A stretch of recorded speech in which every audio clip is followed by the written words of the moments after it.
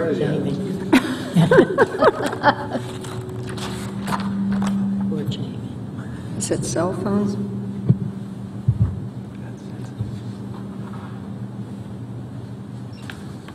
Don't breathe. Ooh. You heard that? Did you realize there's still over 300,000 working indebtedness on that stadium? Good afternoon, everyone. Welcome to the August 19th business meeting of the Washington County Board of Education. I'd like to call the meeting to order. We have a quorum of members present. I'd like to invite everybody in attendance to join with me in standing and pledging allegiance to the flag and a moment of silence. I pledge allegiance to the flag of the United States of America and to the republic for which it stands, one nation, under God, indivisible, with liberty and justice for all.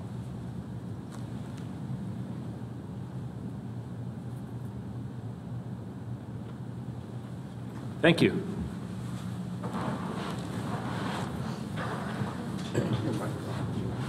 Just touch that button. Are there any students or guests that board members would like to introduce today before we get started? Okay, well, that brings us to approval of the agenda.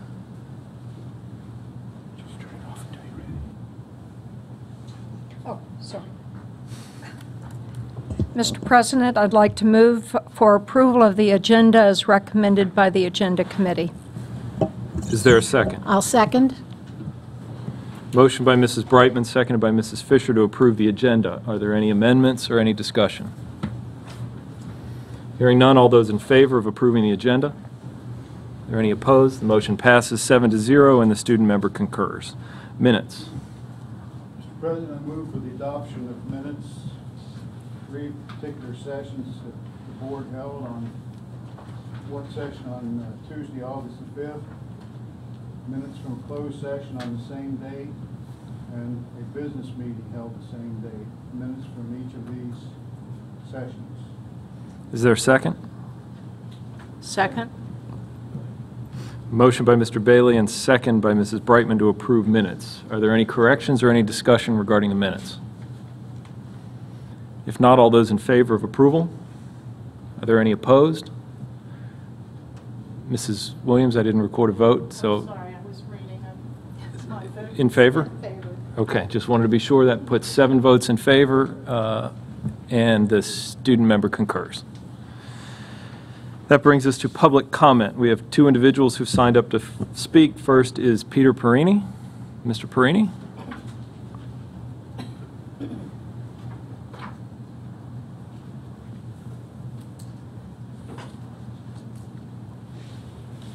Good afternoon, Dr. Hardings, Dr. Wilcox, members of the board. My name is Peter Perini, and I'm a candidate for the Board of Education. I appreciate the opportunity to speak for just a moment before you this afternoon. First of all, just wish everyone out there, all the families out there with kids going back to school, good luck and best wishes for the next school year.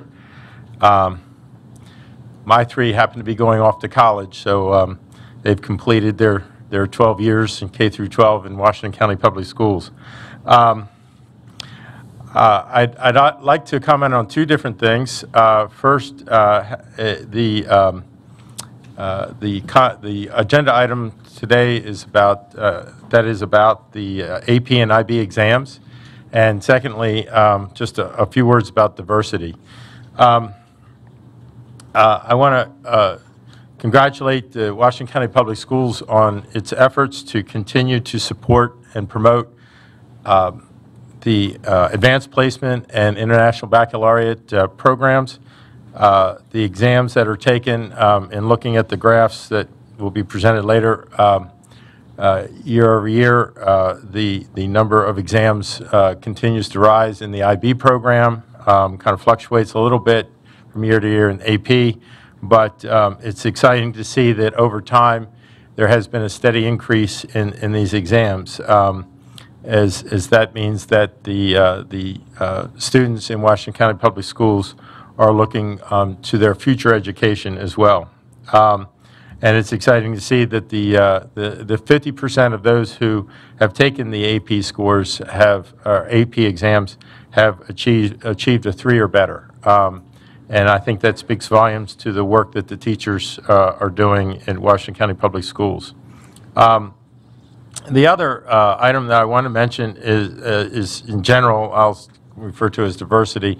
But I know you're going to hear about a report today about teacher hiring and so forth. That's not my area of expertise or knowledge at this point. But what I am familiar with is the makeup of our community.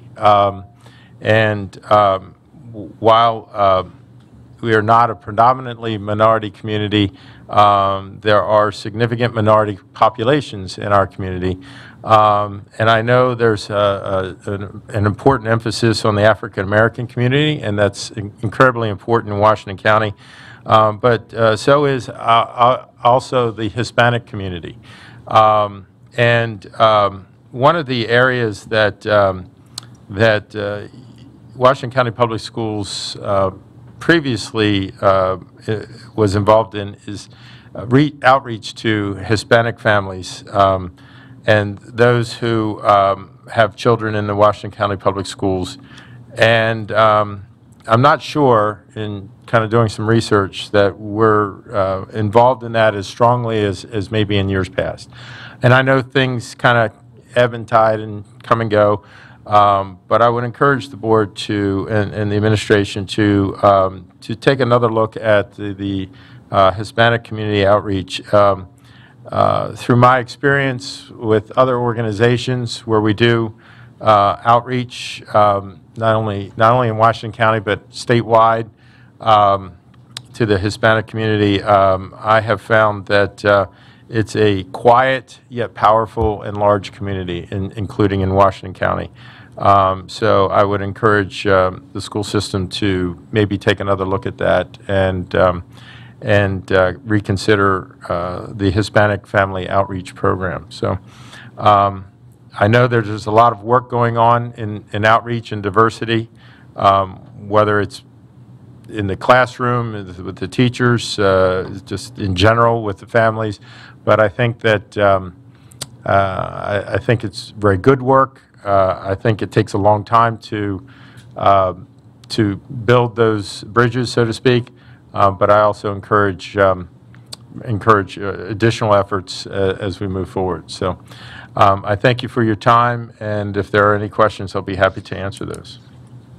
Thank you, Mr. Perini. Is there any brief response from any board members?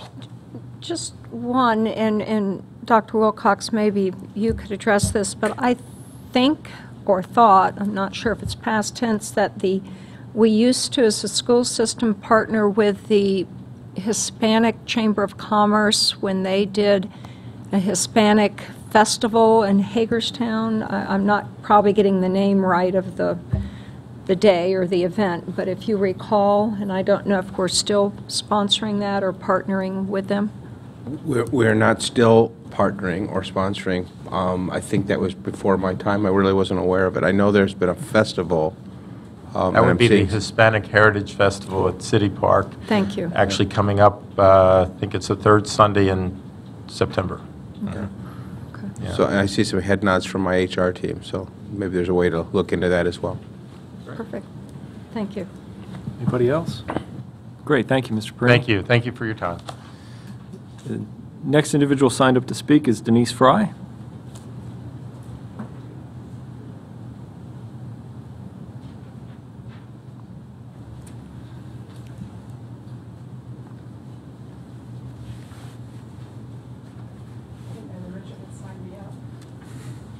Well, you can still back out if you like. Oh, no. I knew that someone else was here who was planning to speak, and I thought they were your next candidate, next volunteer, next victim. Ooh. Sorry. Good afternoon, everyone. I'm trying to enter the technology age, so give me a second here.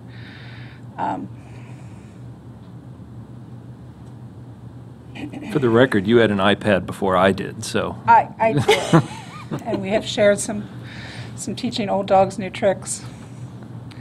Trying to see if I can make it bigger. Good afternoon, Dr. Hardings. Dr. Wilcox, members of the board. At your last public meeting, a presentation was made regarding a new security initiative that WCPS is implementing in our secondary schools and here at the central offices called Social Sentinel. On behalf of the Washington County Teachers Association, I come before you today to share a few observational comments. We as educators take the safety of our students in schools incredibly seriously, and we are encouraged that this new initiative is also addressing that key element of security. Teachers are often the first to identify unsafe conditions, the first to intervene to address issues, and far too often the first to witness and stop acts of violence or threats in our schools. Social media has long been an area of concern for educators and parents due to the volume and often negative tone of student posts on those sites, as it all too frequently becomes a venue for online bullying rather than positive communication between students. While we appreciate the efforts of the school system, we are concerned, however, about two things. One, while we remain vigilant about warning signs posted by students on these sites, teachers and parents may post on the same sites while on our school properties, whether waiting to pick up their children, cheering on student athletes, or attending a student performance. Increased monitoring power can be a slippery slope and should be used in this context to identify and prevent threatening or violent behavior from taking place in our schools. It should not be used to scrutinize all the social media use that takes place on school property, which is not threatening and ought to remain private. Secondly, virtual monitoring and intervention must go hand in hand with in-person monitoring and intervention. Our schools need adequate and appropriate psychological, counseling, and other professional supports who are trained to identify possibly risky, threatening, or violent behavior among students. Their intervention is critical, and it must work in tandem with providing all school employees with relevant training on preventing violence or bullying in our schools. The Social Media Sentinel can be a useful step in our efforts to provide a safe environment for all students, educators, and community members.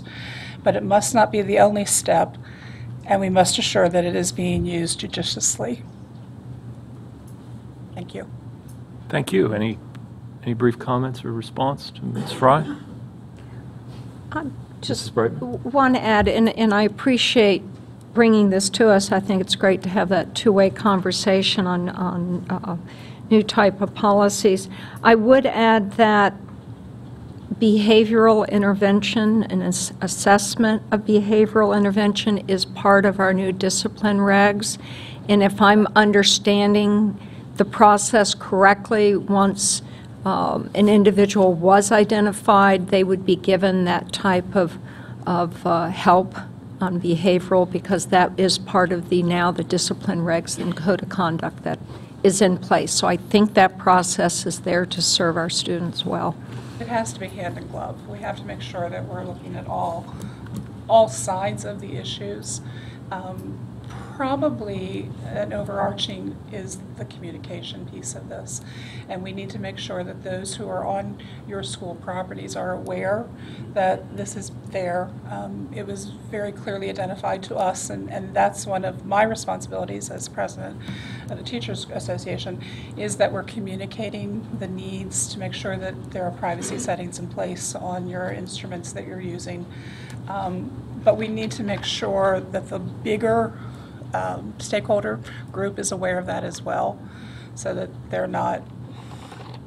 It's a tricky slope, you know, and it's a trust issue, and much of what we do in our profession is a trust relationship. We build relationships with our kids, we build relationships with our principals, we build relationships with you as school board members, and it's causing all of us to take a moment to say, okay, could Denise Fry, as a union thug, be part of this list? You know, if somebody types my name in, is an email blast going to somebody saying, oh, they're talking about what the association is doing? I don't believe that, But that's the far extreme of some of the chatter over the past several weeks that have come back to me. It's that piece that people will have to see that this is truly a safety issue, not a watch and see what's going on issue.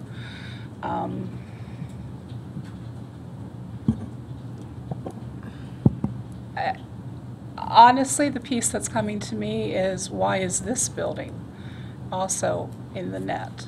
We understand the comments that are coming to me is, we can understand why our schools are under a net, but they're not as sure as to why this building is under a net. I can answer that. First of all, I think there are a number of things, and they're all good points that should have some conversation in the district. I mentioned to the board earlier today that this week we mailed out question and answers to some of the questions around social media, as well as an explanatory letter to about 13,000 families, particularly the families of high school and middle school students, where we're going to have that. We've also placed this on our website where all of our employees can see it, team members can see it, to answer a lot of the questions that you've raised about, for example, what's going to be listened to or what's going to be seen.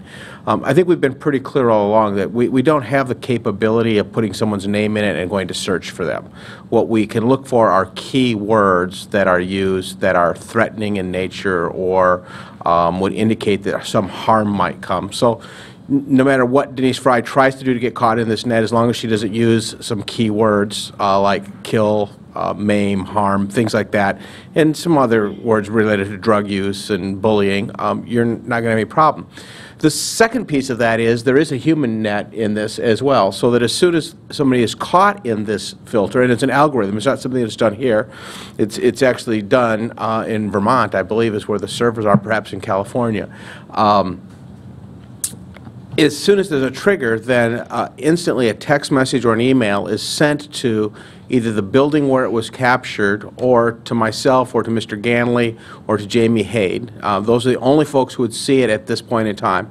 And what we would do is we would take a very human decision is, you know, is Denise Fry capable of this? What do we know about Denise Fry? Has she had a problem in her employment with us? Has she had a problem with a student on the campus? And only then would we say, well, we better talk to Denise. We better get counseling services to her. We better have an assistant principal or somebody talk to her. So it is only after a human element has come into play with this that anyone would be talked to. Notice that what Mrs. Brightman said is absolutely true. We're going to use our existing disciplinary practices and policies as well as our other procedures.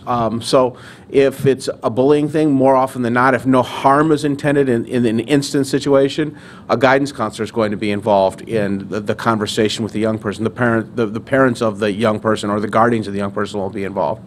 I just don't believe for a moment that our teachers have anything to fear from us unless they are threatening to harm another teacher on the campus or to threaten another adult. So back to the question about why here. There are hundreds of people who work in this building every single day, and if somebody comes into this area, onto this campus and says, I'm going to do some harm, because some people who come here, quite honestly, are very angry because they've met the course of resistance at a school and now they're going to go get it fixed.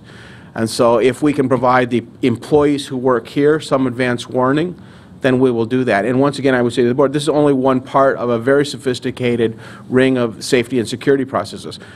Ms. Fry, you know that at many of our schools now we have security vestibules where the parents actually cannot get into the building.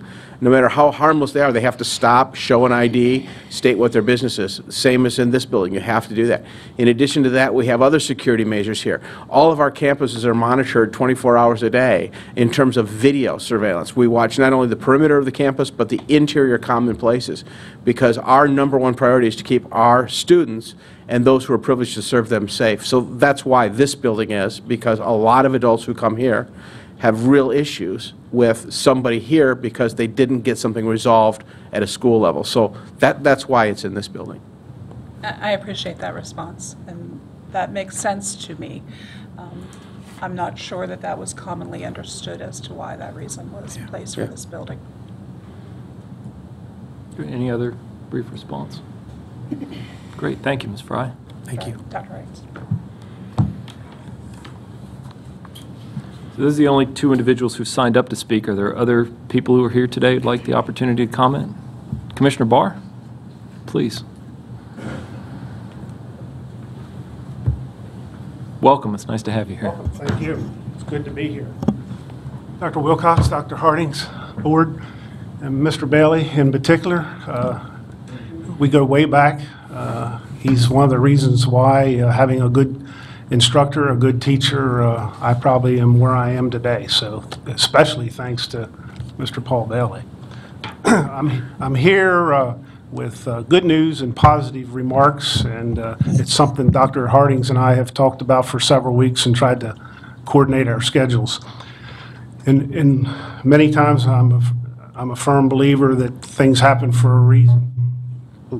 I'm a firm believer that things happen for a reason, and delays are by design.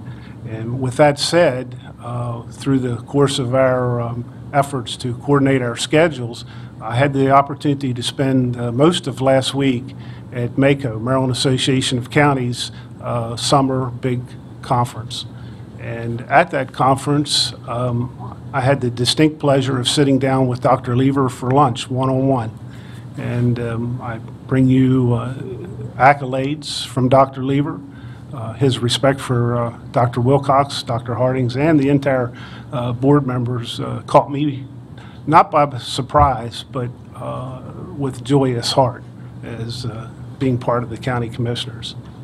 Very similar, likewise, the very next day as I'm walking through the very large conference center with not hundreds, maybe 1,000 folks, Dr. Lillian Lowry spotted me and pulled me aside and had very similar accolades regarding Washington County Board of Education, and nothing but good things to say, and the highest regard for respect for the school system, the elected folks, and what is happening in Washington County. So very pleased.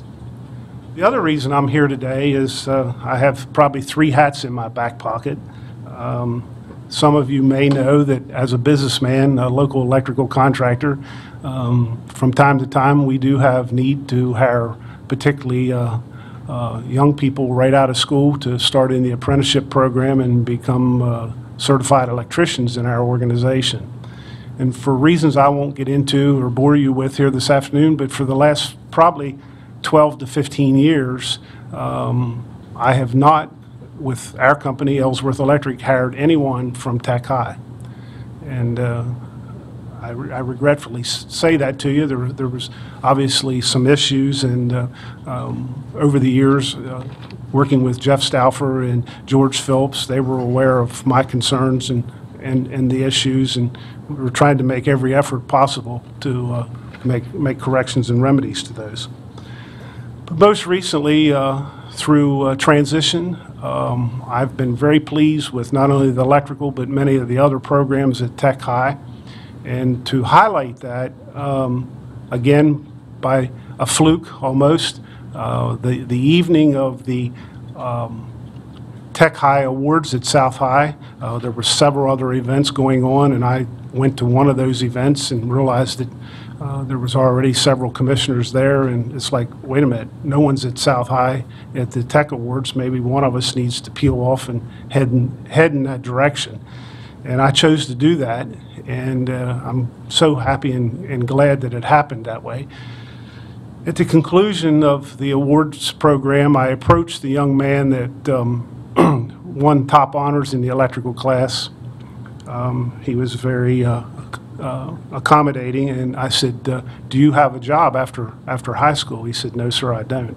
And simply said, well, as far as I was concerned, he was gainfully employed immediately upon graduation, and I think he was stunned. His mother, his father, and his grandmother seemed to be more excited at the moment than he did. And so during the course of that conversation, I said, please call me, and several days later he did, and we suggested that he should come in for a personal interview. And during that personal interview, really started to fit together what kind of level of education and the in-depth and the background that Chad Seacrest at the electrical construction class at Tech High is presenting to these students, and probably, I should say, probably pushing these students to accomplish.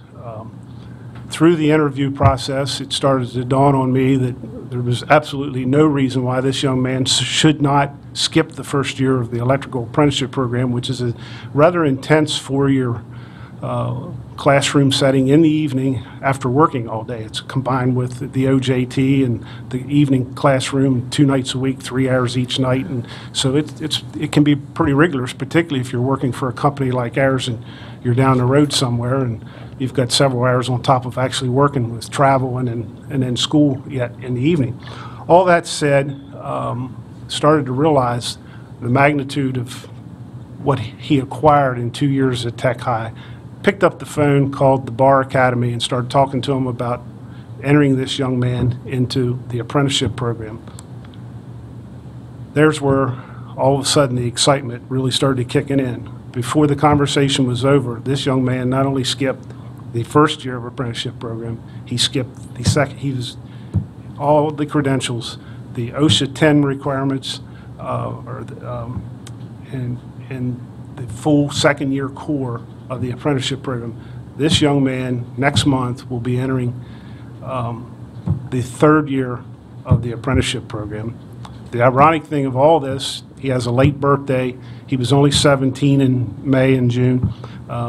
So trying to put this young man to work with tools and ladders, and we worked through that. But here's a young man that turns 18 in September, is a third-year electrical apprentice by way of the classroom setting. And the funny part of this whole thing is, before the young man came to work, I had to give him a substantial increase in pay. That's probably unheard of in our company, but I could not, in good faith, have him come to work at what he was quoted at. So, all good news. Thank you, Commissioner Barr. Anybody have any brief response to Mrs. Bright? It's just a great story. It's a great narrative, and I appreciate you taking the time to come and share, and I appreciate your support of our students and the effort they make to do the right thing. So I'm touched. Thank you. I am as well, and I want to thank you for sharing the story with us. It's that's real value for a young man or woman who can come out, and I know Dr. Wilcox has preached this since he first came here, which is we want the students in our career technology programs and other programs to leave with a diploma and some sort of certification. And I think the story that you just told shows the real value that that has, not just to the young graduate, but to the employers who are going to be relying on them for their livelihood moving down the road. So what I see is not only a very talented young man, obviously, a community-minded business leader, but some of the things that Dr. Wilcox has tried to emphasize since he's been here, all coming together to create a really great outcome. So thank you for coming and letting us know. Thank you, and I apologize because I kind of left part of that story out last week at the new teacher orientation at North High and couldn't help myself, just kind of sharing some positive news with the new folks coming on board. So appreciate it. Thank you. Thank you. Mr. President, I would just like to say that some people probably get annoyed with me in mentioning former students that I've had. John is, of course, one of those, and there are many more, and I always take great pleasure in pointing out the successes that they've had, and there have been many of them. John was one of them. Well, I'll just say that you and all teachers should be proud of all of your students who are so successful, really. All teachers should be proud of that. Is there anybody else who's here who'd like the opportunity to speak? Dr. Tisdale, welcome. Great. I don't know if I already missed the Diversity Council's report. You did not. It's coming right after you. Okay. Well, so this may have been best done after their report, but after our last task force meeting, which I think was June 30th or June 29th, there was an article in the paper that reported on the rates at which different minorities applied for positions. I didn't see the article, but within 24 hours of the article being posted, I was contacted by one person, and in short order thereafter, another person who seemed to be what the Board of Ed was looking for as far as highly qualified. We learned a lot of the different qualifications and what goes into taking someone from being interested in teaching to actually being suitable for the position. And one in particular candidate was highly qualified, had been a substitute teacher for about 5 years in the school system. She had one interview and was not given an offer, nor was she given any feedback. And so I encouraged her to reach out to Ms. Francisco, which she did, and that subsequently led to a follow-up meeting with the principal at that school. And she later informed me that she was told, I guess one of the weaknesses in the interview was not enough discussion on core standards.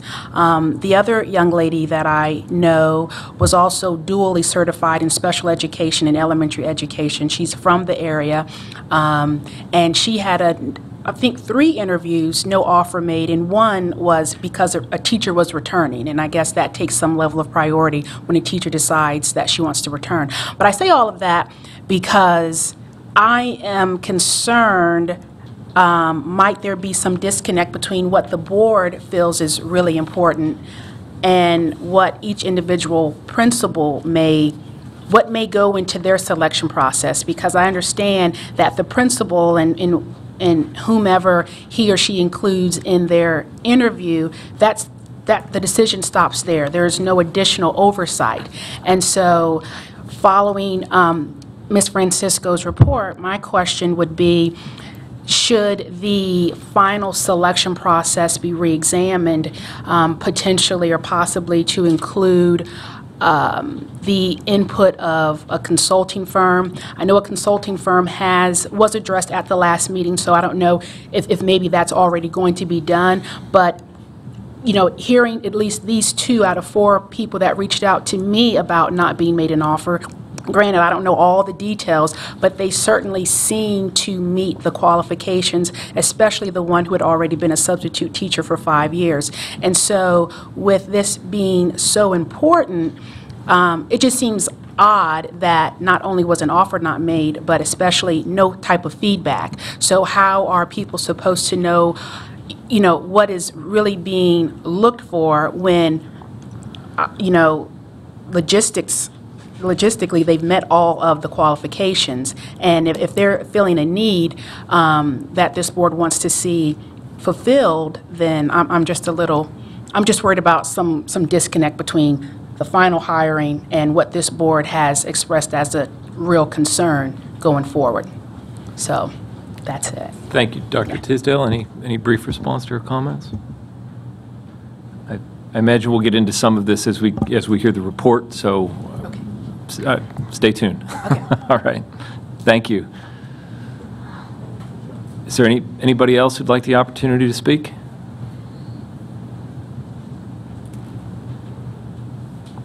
Okay. We will then move on to the superintendent's report. Dr. Wilcox? The first item will be the report from the Diversity Task Force. Dr. Ms. Francisco will lead that, and Joni Burkhart, who will be through, is also one of our coordinators in human resources. Thank you, Dr. Hardings, Dr. Wilcox, and members of the board. We are here today to provide an update to you on the work of the Diversity Recruitment Task Force. I would first like to recognize a few members who are in attendance. Joni Burkhart is HR coordinator, and she's one of our lead recruiters and also served on the task force. I asked her to sit here with me in case I forget something important. But I would also like to recognize a few other members. Mr. Willie Conyers is a retired middle school teacher. He's here with us today. Helena Johnson is a parent who's been on the group. Dr. Tisdale, who just spoke, is a parent and a physician in the community. Stacy Henson is our early learning coordinator in the back there. Carlos Malat is the WCTA Uniserve back there. And Dr. Angela Domain, our associate superintendent. Did I miss anyone? Okay. So I want to thank all of those individuals for participating throughout the last, I guess, 10 months or so as this group was formed. And we will give you an update on the work that we've done to date. We have made some progress, we believe. We have some ongoing and new initiatives, and we know there is a lot of work to be done, and we will talk about that. Okay. So the purpose of the group, as it was formed, is to increase awareness of the importance of a diverse workforce for staff, for students, for our community, and to develop some strategies and efforts to make that happen, to attract a diverse workforce and retain a diverse workforce, because there's recruitment, but there's also the very important piece of retaining employees once they're here. We spent some time at our very first meeting back in November discussing what does diversity mean, and the group talked about and came to consensus that we weren't simply talking about one or two minority groups, that we were talking about diversity in general, and that we want to have visible all types of different employees to all types of different students, so that the workforce better reflects the student population. The group was formed in October 13, shortly after the October 15 business session. We formed the task force. We put out announcements on Facebook, on our webpage, and in the Herald Mail to ask for participants from the community, as well as our parents and any interested citizen, and our staff members who wanted to participate. We currently have a roster of about 30 members, and typically our meetings are attended by about 20 to 22 people. It just depends on the time and the day on who can attend. We have had 5 meetings since the group was formed, the last one being June 30th, as Dr. Tisdale mentioned. We've discussed a variety of topics, and we've kind of, started at the ground level, as I mentioned, about what diversity means and how do we define that. And then we talked about some strengths and weaknesses within the system, as how can we attract employees and how can we retain diverse employees? What should our priorities be in these areas? We looked at a lot of data, our own student enrollment data, our own staff data, some data from MSDE that it's provided every year. And we talked about our current and future recruiting efforts, what we could do to improve those, attract a more diverse workforce.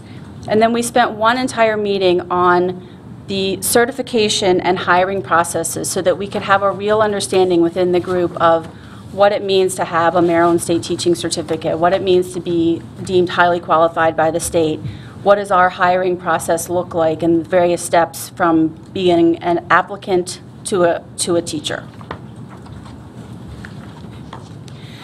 One of our initial pushes was naturally on recruitment, because we need to be able to attract the best possible teachers and all staff, ESP and administrators as well. We did add several historically black colleges and universities to our recruiting schedule, and we took a look also at our recruiting schedule in general. We attended 11 off-site, or not just attended, we participated in 11 off-site recruitment fairs this year. We also had 7 in-house screening fairs, which was a significant uptick, I think, from previous years in terms of the number of people that we contacted and talked to and got to know better. We're also working to develop currently stronger partnerships with colleges and universities where we know good teachers have come from. And we've contacted directly through a letter from Dr. Wilcox are teachers who have identified as a minority, and we've asked them, where did you go to school? Would you be willing to make a connection with us to your Dean of Education or someone in your education program so that we can strengthen a pipeline that we know has already gotten us a good teacher? We also did a complete overhaul of our recruitment materials in general, just to kind of bring them into looking like and feeling like today's workforce, so that, again, we are attractive to candidates. We participated in the Chamber of Commerce's first minority business luncheon in an effort to, again, get some exposure, and that was in May. And we also increased our regional and national advertising to, again, try to reach some targeted audiences. We are partnering with a group called the Professional Diversity Network that specifically targets groups of applicants who have identified as African American or Hispanic or disabled veteran or whatever the group may be, to get exposure for Washington County Public Schools with these groups. I'm going to go over some data with you, and I apologize, there are a lot of tables. I won't spend too much time since you have this and it is available online, but just to give you some important background. From the 2010 census data, this was on the Washington County Economic Development site, there are approximately 150,000 people in Washington County right now. Of that, 10.4% identifies as African American, 3.9% as other, and 85.7% as white. So that's the county demographics as a whole from the census. Our current student enrollment, and I cut this off last week so I could get the report to you. So as of August 7th, you can see the breakdown. We have roughly 12.6% of the almost 22,000 students self-identifying or being identified by their parents as African American, 6.7% as Hispanic, 7 as multiple identifications, so they have checked off more than one choice, and 69.1% identifying as white. So the student population is actually more heavily minority than the population in general of the county. When you look at our teaching staff, and this is as of 13th, would have been Wednesday, I believe. We have 17 out of 1,796, 17 African American teachers, 18 Hispanic teachers, 12 with multiple identifications, and 97% at 1,741 identifying as white. Important to keep in mind, although I'm sure this doesn't skew things much, but this is a self-identification. So the employee chooses what box, and they may also choose, I choose not to respond. Okay. That was our teaching staff. I just want to give you a breakdown. The current substitute staff, and this does include all subs, bus drivers as well as sub-teachers, food service assistants. 25% African American, 3% African American with 25, 1.2% Hispanic, and 94% white. I will go over this data in a bit, but just to backtrack, this 17 in the teaching staff reflects an addition of 8 minority teachers for this school year, 2014-2015. This substitute population reflects an addition of 19 subs of minority identification for this school year. Our ESP staff, these numbers reflect an addition of 16 minority staff, with 39 identifying as African American, 15 identifying as Hispanic, within our total ESP population of 1,125. Our administrative and supervisory staff, our principals and assistant principals and other administrators, there's actually an addition since this report was put together, the number identifying as African American should be 4, which is 2.2%. And 1 Hispanic administrator out of a total of 174 administrators total. I want to show you some EEO data, which is accessible to us through our AppleTrack, our applicant tracking system. We just put the system online in January, so everything I'm showing you reflects from January 1 to last week. And this reflects all applicants for any position. Now, what we can't do because of confidentiality issues is we cannot see who has checked what box. That information is not accessible to us in terms of what person links to what selection, but what we can see are numbers. So we can see that out of a total of 3,891 applicants for any of our positions that have been open since January 1, this is the gender chart, just for reference, 2,400 roughly females, 942 males. But you'll see large numbers of choosing not to respond and just not responding altogether, not even checking the I choose not to respond box. Okay, in this information, 3,891, that is distinct people that have applied. So that does not reflect somebody who may have applied to 3 or 4 different teaching positions or 4 or 5 different para positions. It is 3,891 people, okay, just to clarify. The next chart shows the same number of people, 3,891, broken down by racial and ethnic identification. So we had, out of that number, 210 individual African American applicants, 94 Hispanic applicants, and then you'll see different identifications that are available. Again, 499 choosing not to or not responding, and 126 choosing not to respond.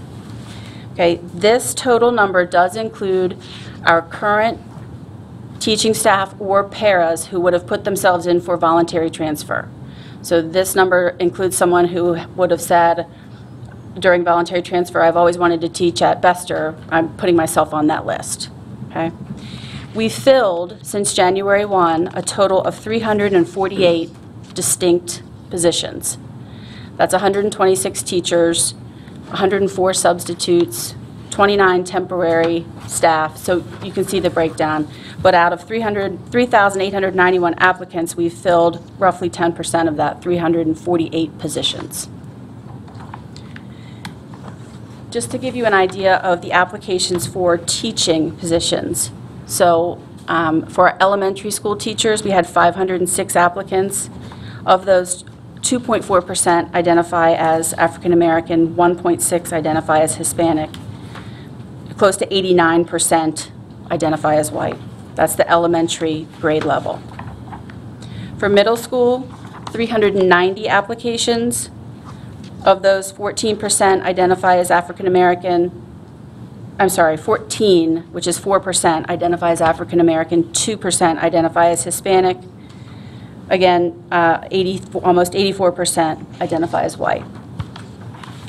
For the high school group, a slightly smaller number, 350 applications. Again, 4% identifying as African American, 2% as Hispanic, and then a decent 5.4 choosing not to respond. The pre-K through 12 group, and this is all Encore teachers, music, PE, but also special ed, so it's a pretty large number, 507 applications. We have almost 5% identifying as African American, 3.6 as Hispanic, and 85 as white. Okay. Quickly, just to give you an idea of how the other groups compare, the other non-teaching groups. Food and nutrition services, almost 300 applications. 8.8% identifying as African American and almost 3% identifying as Hispanic. Paraprofessionals, and this would be all paraprofessionals, whether that's special ed or general ed, 555 applications with 7.4% identifying as African American and 2.9% as Hispanic and almost 81% as white. Secretarial and clerical is a large number of applications, and these positions roll throughout the year. We aren't just hiring these at one time. So again, this is just since January 1, but 892 applications, 6.5 identifying as African American, and 3.1 as Hispanic in this group. And then I think this is the last one, bear with me, technology, 69 positions, 69 applications, excuse me, with almost 6% identifying as African American and 1.4 as Hispanic. Sorry, transportation, truly the last one. 13.1%, and this is all transportation positions, but not including substitutes. So to give you an idea of where we are at this moment, I mentioned earlier that we had, for new teachers this year, school year 2014-2015, 8 self-identified minority hires. So that's 7% out of 100 and what was 120 on Wednesday when I turned this in, but is now 125 new teachers. 3 identified as African American, 5 as Hispanic, and they were split equally between males and females. I wanted to give you an idea of where the teachers are teaching, and we have everything ranging from middle and high school Spanish to special education to a 4th grade position and a music and orchestra position. So there's a wide variety of subject areas. Last year, as a comparison, we hired 2 minority teachers, 2 African American teachers, 1 male, 1 female. And the previous year, 2012-13, we hired 1 minority teacher. So just to give you a little context in the data for the last 3 school years. As I mentioned, we do have work ongoing, and we know that there is room to grow. And I wanted to just spend a few minutes at the end here talking to you about what's coming up as far as the task force and our work. We are continuing the diversity task force. I'm going to talk to the group at our next meeting about potentially broadening the name out, so it's not just diversity recruitment, but diversity task force in general, because we acknowledge that there is and needs to be a focus on not just attracting candidates, but keeping them here, retaining them. We want to continue our focus on targeted recruiting efforts for all staff areas, not just teachers. But we are attending the National Association of Black School Educators National Conference in 2015, which by the luck of the draw is being held in DC. So we should be able to send a good contingent to that group. I mentioned the direct communication with our minority teachers, trying to build partnerships with their colleges and universities. We have just kicked off last week a future educator cohort, and principals will have gotten an application form to give to their employees. This is directed at any current employee or substitute who is either finishing a degree in education or already has completed that degree in education, and going through a year cohort. Joni and I will run that together with speakers from our staff, things like interviewing skills, instructional design, instructional technology, all the things people would need to know to have a successful interview and a successful teaching career here at Washington County Public Schools. Completing that cohort will also give them a preferred qualification. So when they apply to be a teacher next year, they will have the minimum qualifications, but they will also have a preferred qualification, and we will make sure that they are included in a screening fair as well to get exposure to principals. We are participating in the Hispanic Festival that was mentioned earlier. World Languages is getting a table, but we will have HR staff, and we've invited task force members to attend, and I've gotten several responses already. So someone from our group will be at that table all day long. That's on September 16th. We also started and kicked off, actually yesterday, a diversity coalition of local employers, and I have participation in the area of operations and HR from FedEx, Staples, Boys and Girls Club, Goodwill, United Way, First Data, Citi, so a lot of other large employers really trying to look at strategies not just for us as an employer, but how do we attract entire families to this area, and how do we make this a welcoming place for diversity employment, not just in the district, the school district, but employment in general. All staff will be required to participate in diversity training through our Safe Schools training program that we do every year. So all staff will be required to complete that brief training. And then we're also looking at some targeted, I guess is a better word, training for hiring managers, principals, administrators who do hiring, and looking at some more intensive diversity training. We haven't finalized that yet, so I can't share too much at this point. And then several members of the task force, we invited the task force to New Teacher Academy, and several members came and participated, welcoming our new teachers. So we're just trying to keep the momentum going and include and do as much community outreach and outreach to our own employees as we can. So, did I forget anything? I think you did just fine. Questions? Questions? Mrs. Harshman? I was wondering if we have maybe a bank of college graduates that allow us to see that they are minorities, if they've identified themselves that way, that we could particularly target.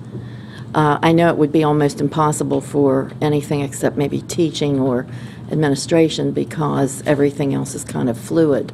But is there anything like that available, or?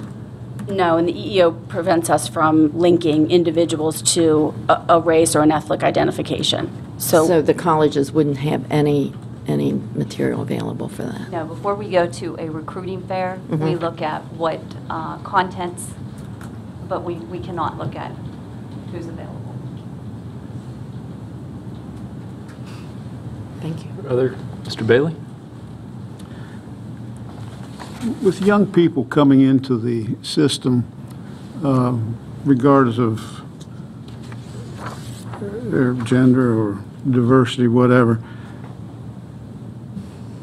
do we know anything about the housing situation in and around Washington County? I think that might be a problem. Just from what I don't have any data to suggest, but would that be a factor in some people maybe perhaps turning us down? I think it certainly could be, and interestingly, it's a topic that came up yesterday, Mr. Bailey, at the Diversity Coalition with the other employers talking about housing and, do people know where they can live? Is there an area that would it be attractive to younger people in particular? So it's something that's on our minds. I don't have an answer at this point, but it's definitely a good point. Mrs. Brighton? One sort of large overarching type of question or comment, and then a couple specific ones, if that's all right. When we look at the current and future initiatives, and you're talking about diversity training, and you said you're still sort of working on that, you don't have a lot of detail, as well as the enhanced one for those doing the hiring. And I know as we've been talking at the state level about discipline and disparities and disproportionality and disparate treatment, it's a tough conversation to have. We're all struggling. I won't speak for my colleagues. I know I struggle with this as a white female.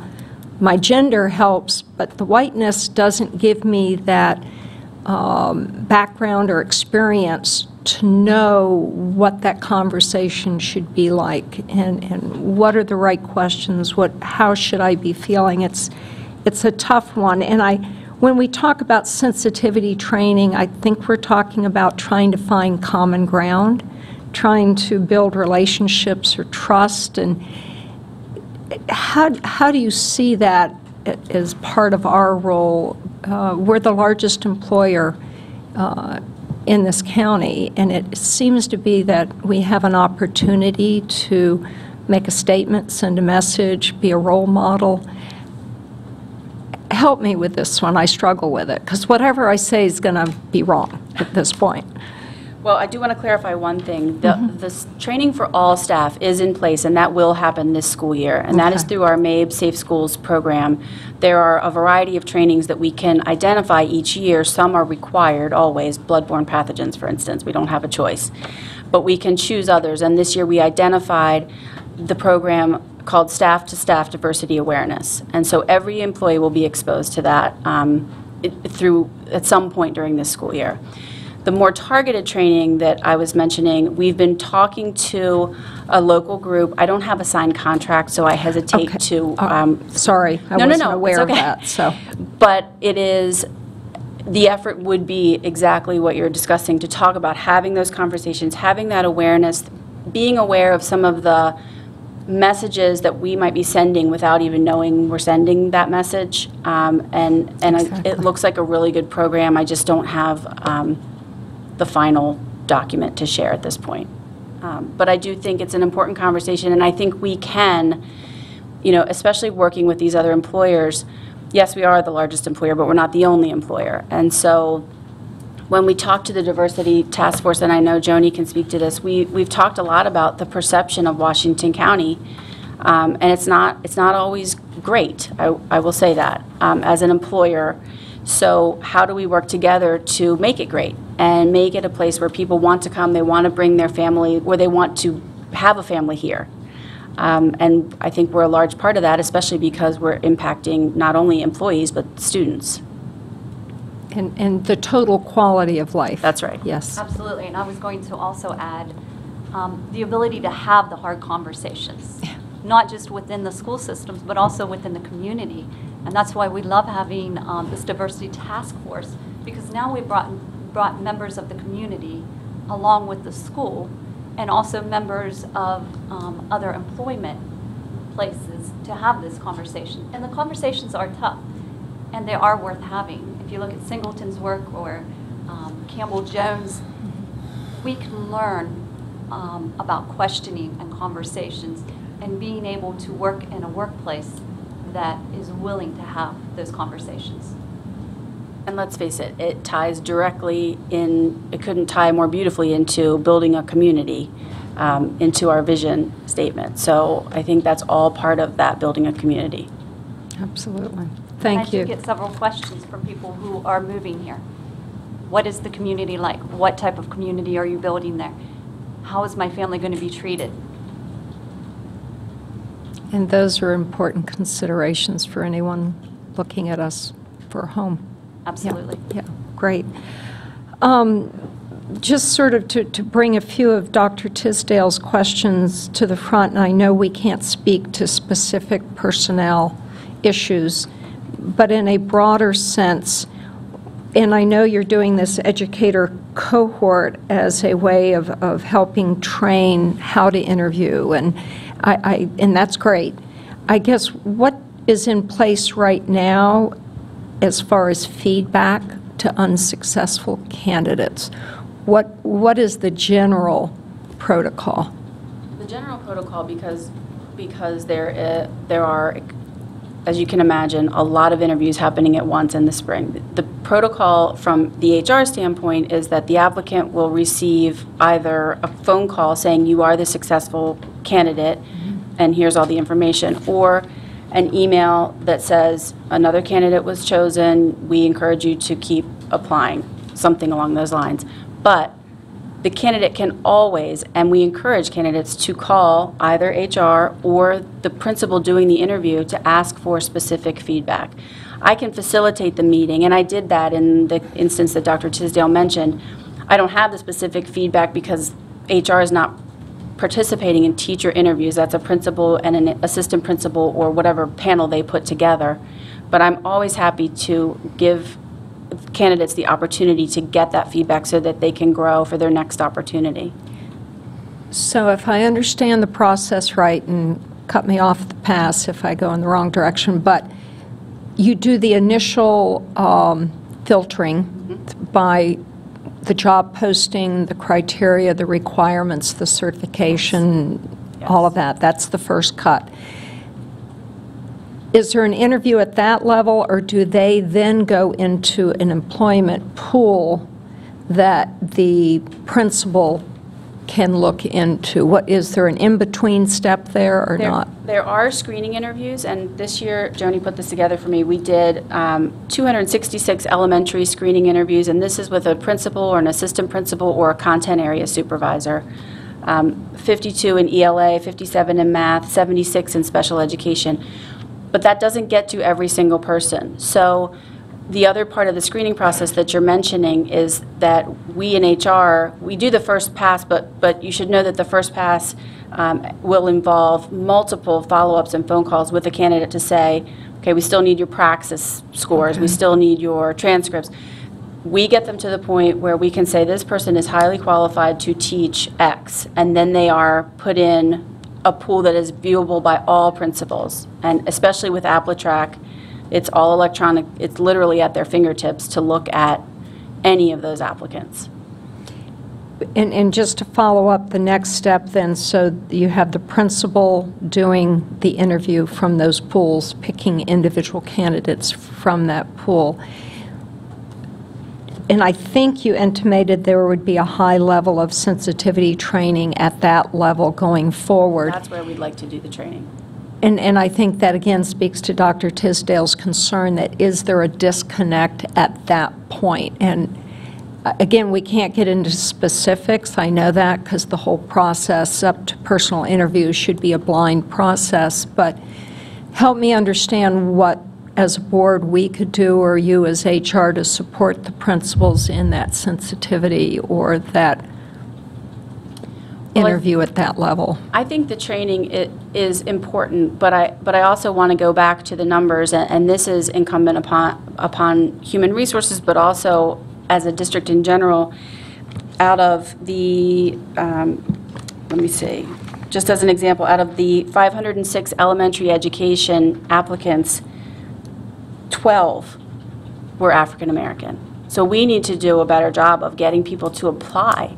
Because if you look at that pool, and even if every single one of those people is highly qualified, principals cannot see the color or the ethnicity of that person. They only see a name and their transcripts and their letters of reference and all the things that say how great they are, but they don't know what they look like until they show up. And they have to... So it's a blind process up to showing up, knocking on the schoolroom door. Unless they've had a screening interview. Yeah. But again, that's not everyone. But we need to increase our number. We need to find ways to increase our number of... In the pool. Yes. And that's what we started this year and will continue. Absolutely. Got it. And one more question, I'm sorry, I just finished. The other comment made was that one of the candidates or applicant didn't seem to have the Common Core training or be as knowledgeable when they were interviewed about the Common Core standards, which is what our world evolves around these days, for better or worse. How much weight is given to that training? Because I know not all colleges are graduating teacher candidates with that Common Core training, so I assume that if there's a certain mindset or a certain skill set that we as an organization might be willing to train in that Common Core. But is that weighted? Is that part of that first filter? Principals develop their own, they're using the questions that specifically apply to the position they're interviewing for. I know that is a factor, and that was something that was mentioned during that particular meeting. I attended that meeting. I will say it was one of several pieces of feedback that was given to that particular candidate. Having said that, I know Joni and Lindsay Darr in my department also, this fall and winter, when we're not screening applicants, we want to look at our screening process and make sure that we aren't unfairly weeding out new graduates or new teachers who may have an amazing skill set but just haven't had that particular coursework. Because but they I think can still that do can the be job. taught. I Right. would think if you've got a lot to work with, okay. Right. That's my editorial comment. No, but absolutely. Work in progress. Thank you, appreciate it. Are there other comments, Mrs. Williams? Yes. First of all, a big thank you to the task force for the work that you've done. I am thrilled that you are broadening the focus to retention. I think that's critical. And I'm very interested in knowing more about the training once you have that all put into place. I hope that you'll be able to come back during the superintendent's briefing time to tell us about that. I'm interested in knowing how many of the current members of the task force will be continuing, or will there be some change in the membership of the task force? We haven't addressed that directly because we actually haven't reached our one-year point. Not that that's a magic line, but all current task force members are certainly invited to maintain their membership. We announced the task force at New Teacher Academy so that anybody who was interested could let us know. And I think at the one-year mark, we are planning to send out another kind of open call to anyone who is interested. As I said, we don't always have a complete full house because people have jobs and family commitments and things that happen on weeknights. But I think it's always good to include anyone else who's interested. Great, thank you. Sure. Are there other comments, Mr. McHose? Yes, I was curious about what the final goals were for this program, whereas this year you have hired 8 minorities, and I think that is a huge increase and very commendable. I was just wondering what, down the road, what your vision is. I think the vision is to just keep increasing our diverse employee workforce to more closely match our student population, and you can see we're not there. And so I always hesitate to put a percentage or a number because I think things change, but I do think we need to be more closely aligned with what our student population, how that student population is represented. Okay. Thank you. Are there other comments? I'll say for myself, looking at the results, to me, it's a good first step. I mean, I think we have gotten more applicants, and we've clearly hired more, but it's also clear that we're still a long, long way from where we need to be. We don't have even the percent of applicants that reflects the various racial breakdowns in the community in our applicant pool. So that indicates one piece of the puzzle that needs to be worked on, and I think a number of people have mentioned it, which is the recruitment. And I think Dr. Tisdale and you in your talk about the conversations that we need to have with some of our principals and administrators, content supervisors, have identified some other areas that are steps in that process where I think we can and I think we will do better. But I think this first year is the beginning of a process. For me, certainly, it's not the end of a process, because it's clear that there's a lot more work that we as an organization can do in this area, and that I think we should do, because I think it'll help serve our students better. I'd like to invite the members of the task force who are here. I mean, you've listened to this report. You were part of this process. I know some of you may have even gone on recruiting trips with some of our HR staff. If you'd like to come up and make any comments based on your experience or what you've heard or anything you'd like to add, I'd like to invite all of you to do that. You can all come up together if you like. Solidarity.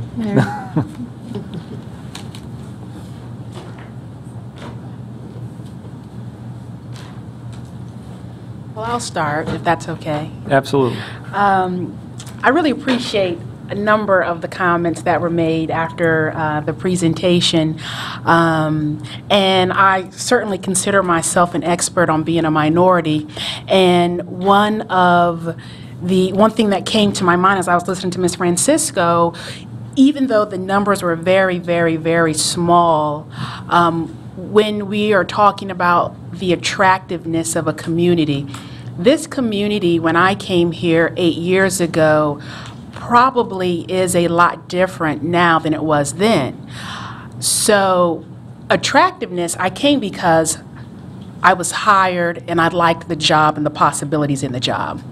The community and what it had to offer or did not have to offer really weren't that big of a deal, because it was a career decision. And so I don't want there to be so much effort or emphasis on creating an attractive community, because it kind of is a backslap to the people who are already here. Did they not require an attractive community? Was there nothing here to offer them? You know, why did they come? So there are people here that have come for a number of reasons, and so this emphasis on attractiveness of community or housing, we will come if the opportunity presents itself and we think it's a good fit for us. Other things like community involvement, churches, shopping, that comes afterwards.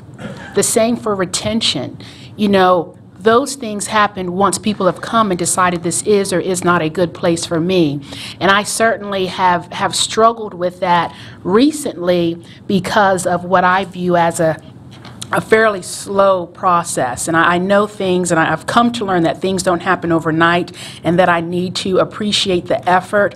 But the key part about the attractiveness and the numbers is a bit of a concern, because even though those numbers are small, they are numbers. And as a minority in the community, even if there were only 12 people who were in the pool, if one or two were interviewed because they did make that cut, that qualification cut, then it's very important to me why they weren't hired, especially, like I said earlier, if there is this well-recognized need to reflect the students that you teach.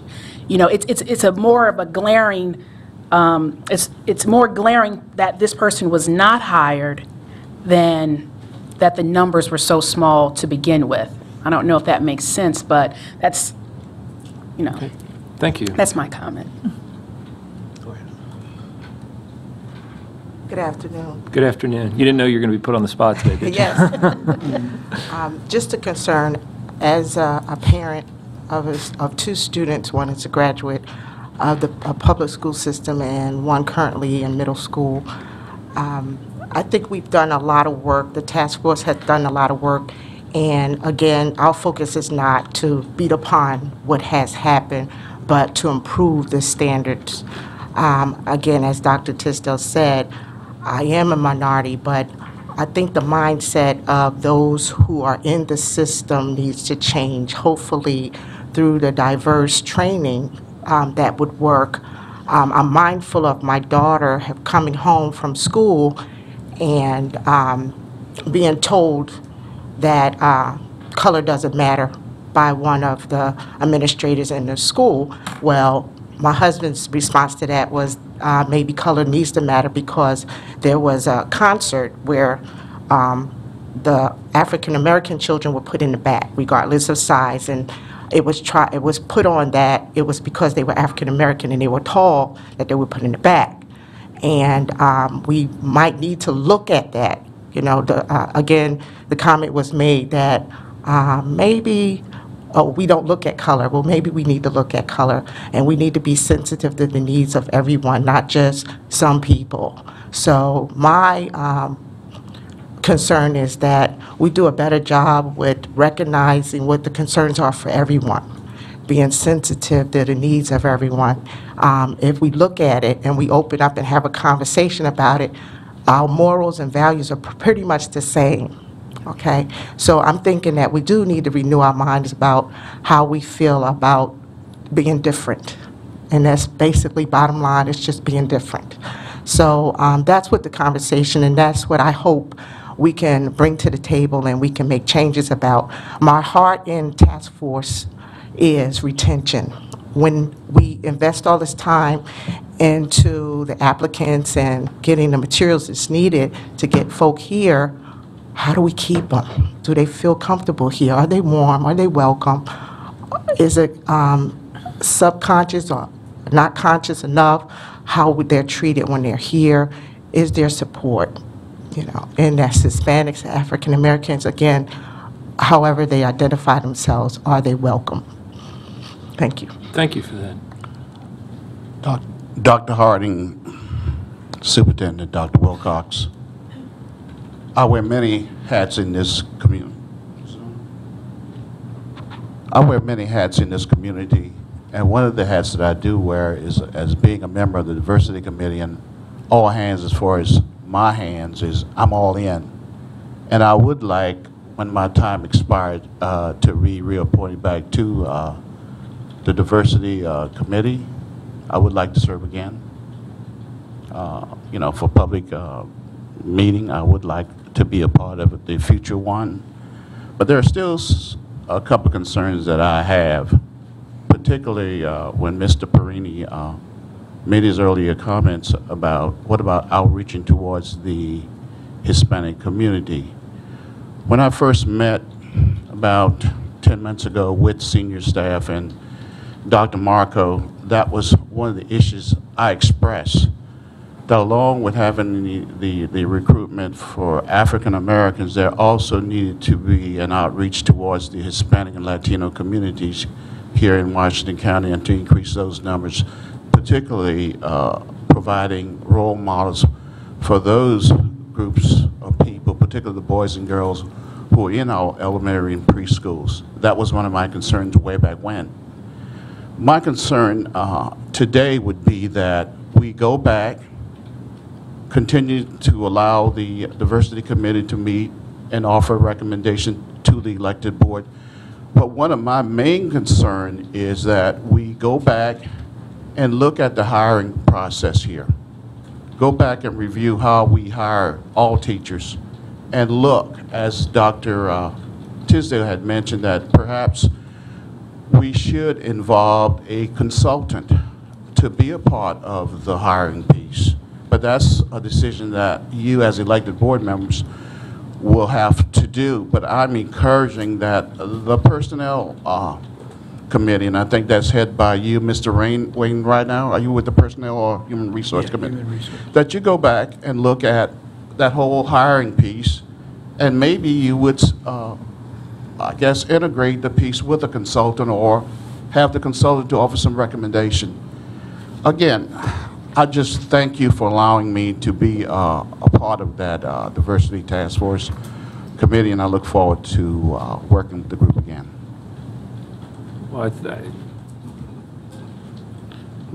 the gratitude, I think, is on our part for all of you giving your time. All the people you're working with are paid to do their jobs. You're volunteering your time to try to help us get better. And I hope that not only will you all be willing to continue to serve, but as you know other people in the community that you think could be helpful to us, I hope you'll encourage them to be willing to step forward and do the same thing. Because, as I said earlier, I think we've taken a good first step, but it's the beginning of a process, not the end of a process. And as I think your comment reminds all of us, there's a lot more about all of us that's alike than is different. And if we can all keep that in mind and keep working with each other in good faith, I'm optimistic that we can do good things for this community. But please continue to hold us accountable, continue to ensure that we follow through on the things that we say we will do. And I think if we work together as partners, we can take another big step in the next year. Any other comments from anybody else? Mr. Bailey? Yes. You were part of the recruiting process. Could you speak for just a second or two about any experiences that you had while on the trail? I can speak to my experience at Morgan State. It was a senior level recruitment fair for all sectors. Unfortunately, that school maybe had 13 education majors. And I'm not sure how many, I know I only spoke to one, I'm not sure how many Jody and it was a principal, I forget his name, I don't know how many people they spoke with, but a comment that I had following that recruitment fair was that going forward, it would be important to find out before the board invests in the money that it takes to get to these places and mileage reimbursement and all of that, booth rental, that we know how many education majors they have so we can determine if it's a worthwhile visit. I didn't necessarily think that was a worthwhile visit just because it had such a small group of education majors. It seemed more of a engineering school. So that was the only fair that I participated in, and that was my comment. But I still appreciate the opportunity to be able to go. Thank you. I was invited, but I didn't participate in any of the recruitment trips. I was unable to attend. Any other comments from? Okay. Well, thank you again very much. Thank you to the staff that presented the report, and I think the board will continue to stay engaged in this process.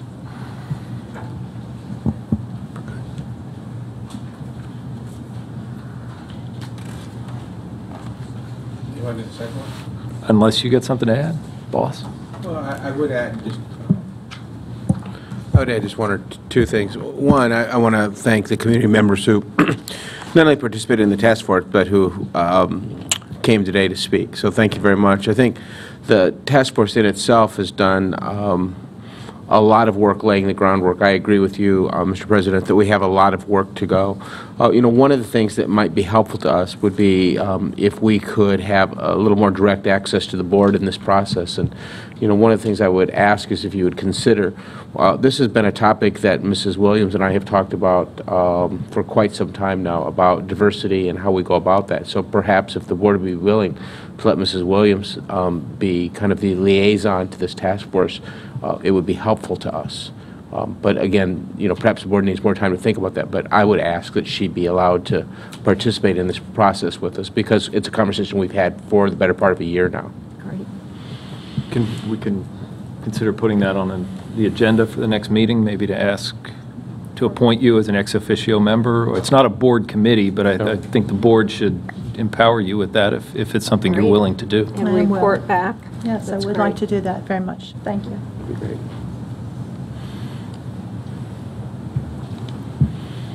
Okay. Which brings us to the next item that we're going to talk about in the superintendent's report, and I've got to turn to it, excuse me.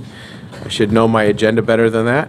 We want to continue with the conversation we began in workshop where we were talking about student performance, and I've asked Dr. Domain, who is our Chief Academic Officer, to come forward along with Rick Akers, who is our Director of Secondary Education and Student Services, to talk to you about the 2014 International Baccalaureate and AP exams that our young people have taken. I see they've also brought up one of their specialists with them, and so thank you, Jessica, for joining us. Well, and their statistician. We're getting the full treatment today, so here we go. Good afternoon. We are excited to continue the discussion of the state of our schools as it relates to our student achievement, and today we are focusing on the AP and IB, the AP and IB results. I will give you just a really brief summary of the data that you'll see in more detail in just a few minutes, but I want you to know that of all of our students who were enrolled in AP courses, approximately 50% of those students actually took the AP exam. Of those students who took the AP exam, about 50% of those who tested earned a score of 3 or higher. And this is something that has been consistent among our student performance. It is something that it is a statistic that we are continuing to look at because, again, we're always looking for opportunities to grow. We also noticed a similar trend as it relates to the IB program as well. And this is just background information for members of the board, what AP is about. Advanced placement courses, these of course are your college level introductory courses that are offered in high school. These are courses that are the top introductory courses in college.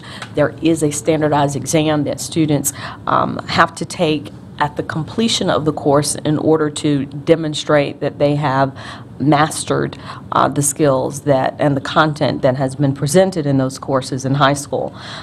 Their performance on this exam, again, in general, if they earn at least a score of 3, their performance may earn them credit and or placement into advanced courses in college.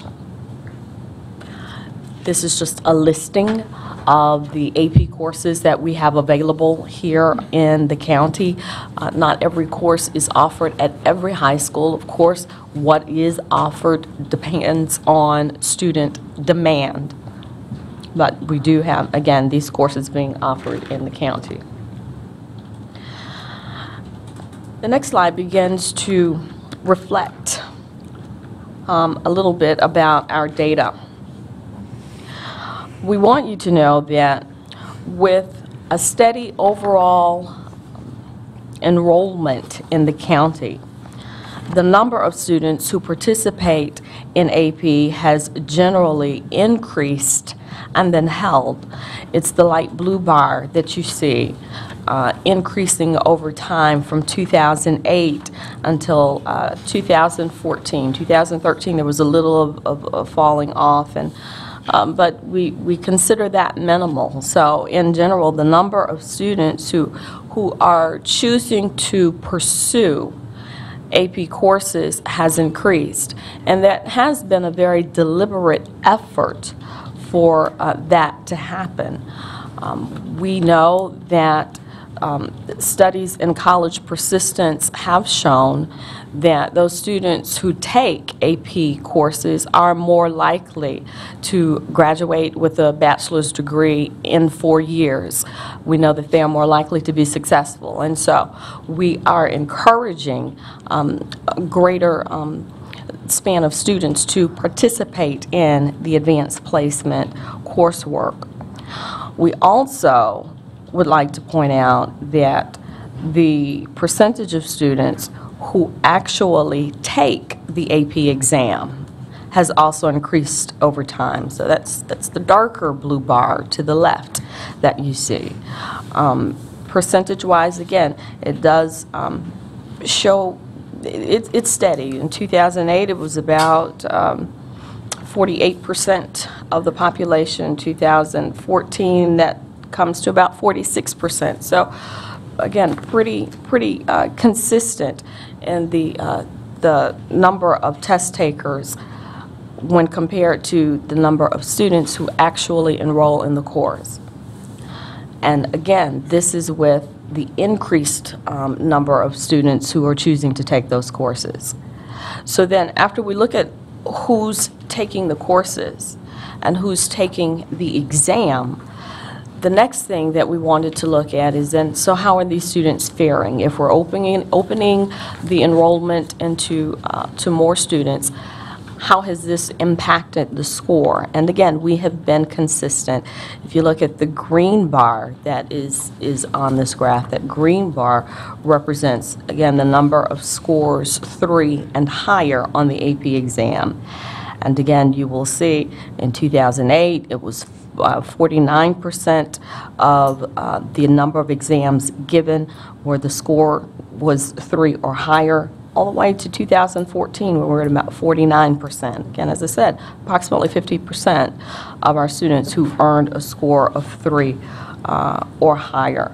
So we know that it is a good thing that our students are being exposed to these more rigorous courses. We know that they're getting a depth of content and exposure to a depth of content that otherwise they would not have received.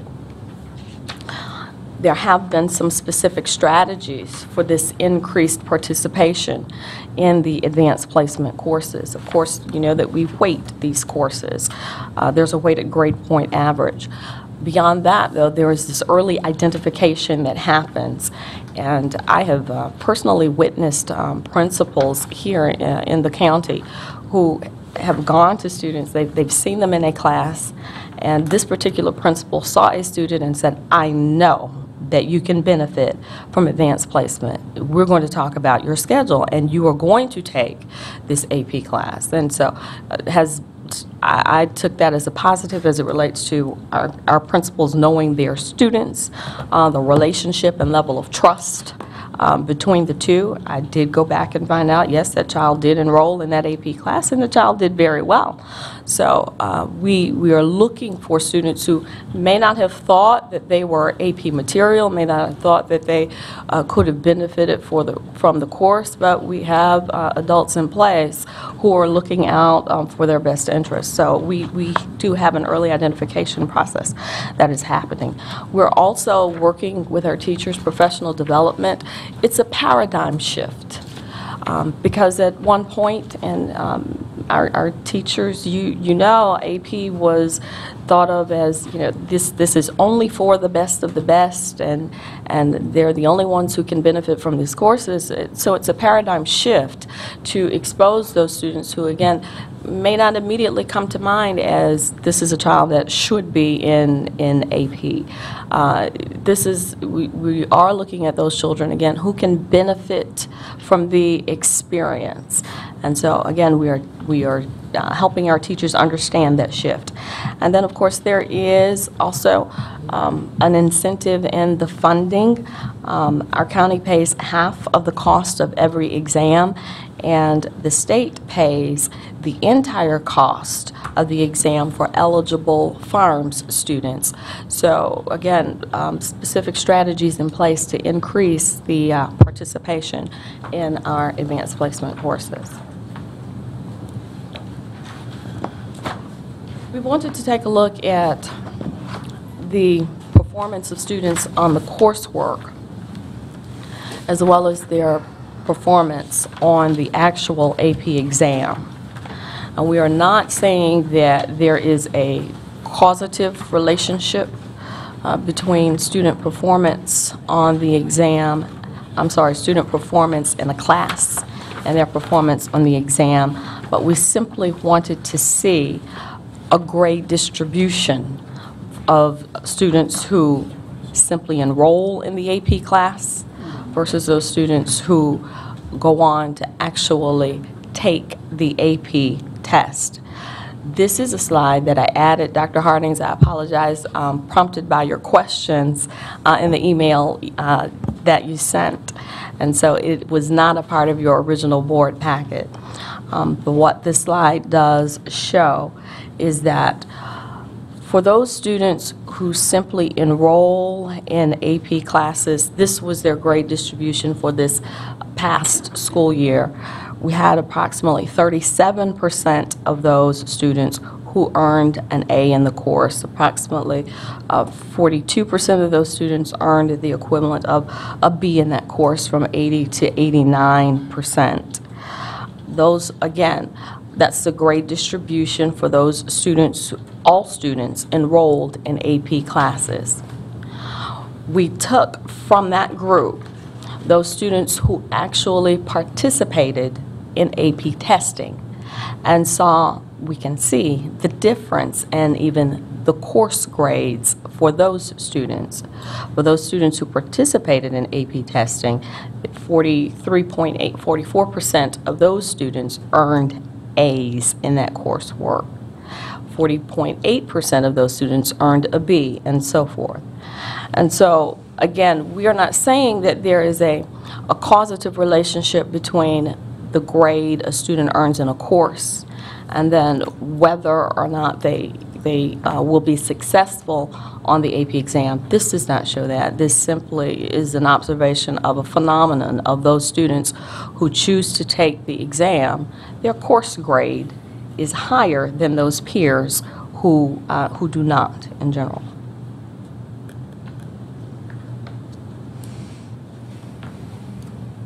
The next slide shows another distribution. Again, not a correlation. This is simply a compilation of students' course grades and then the score that they earned on the AP exam.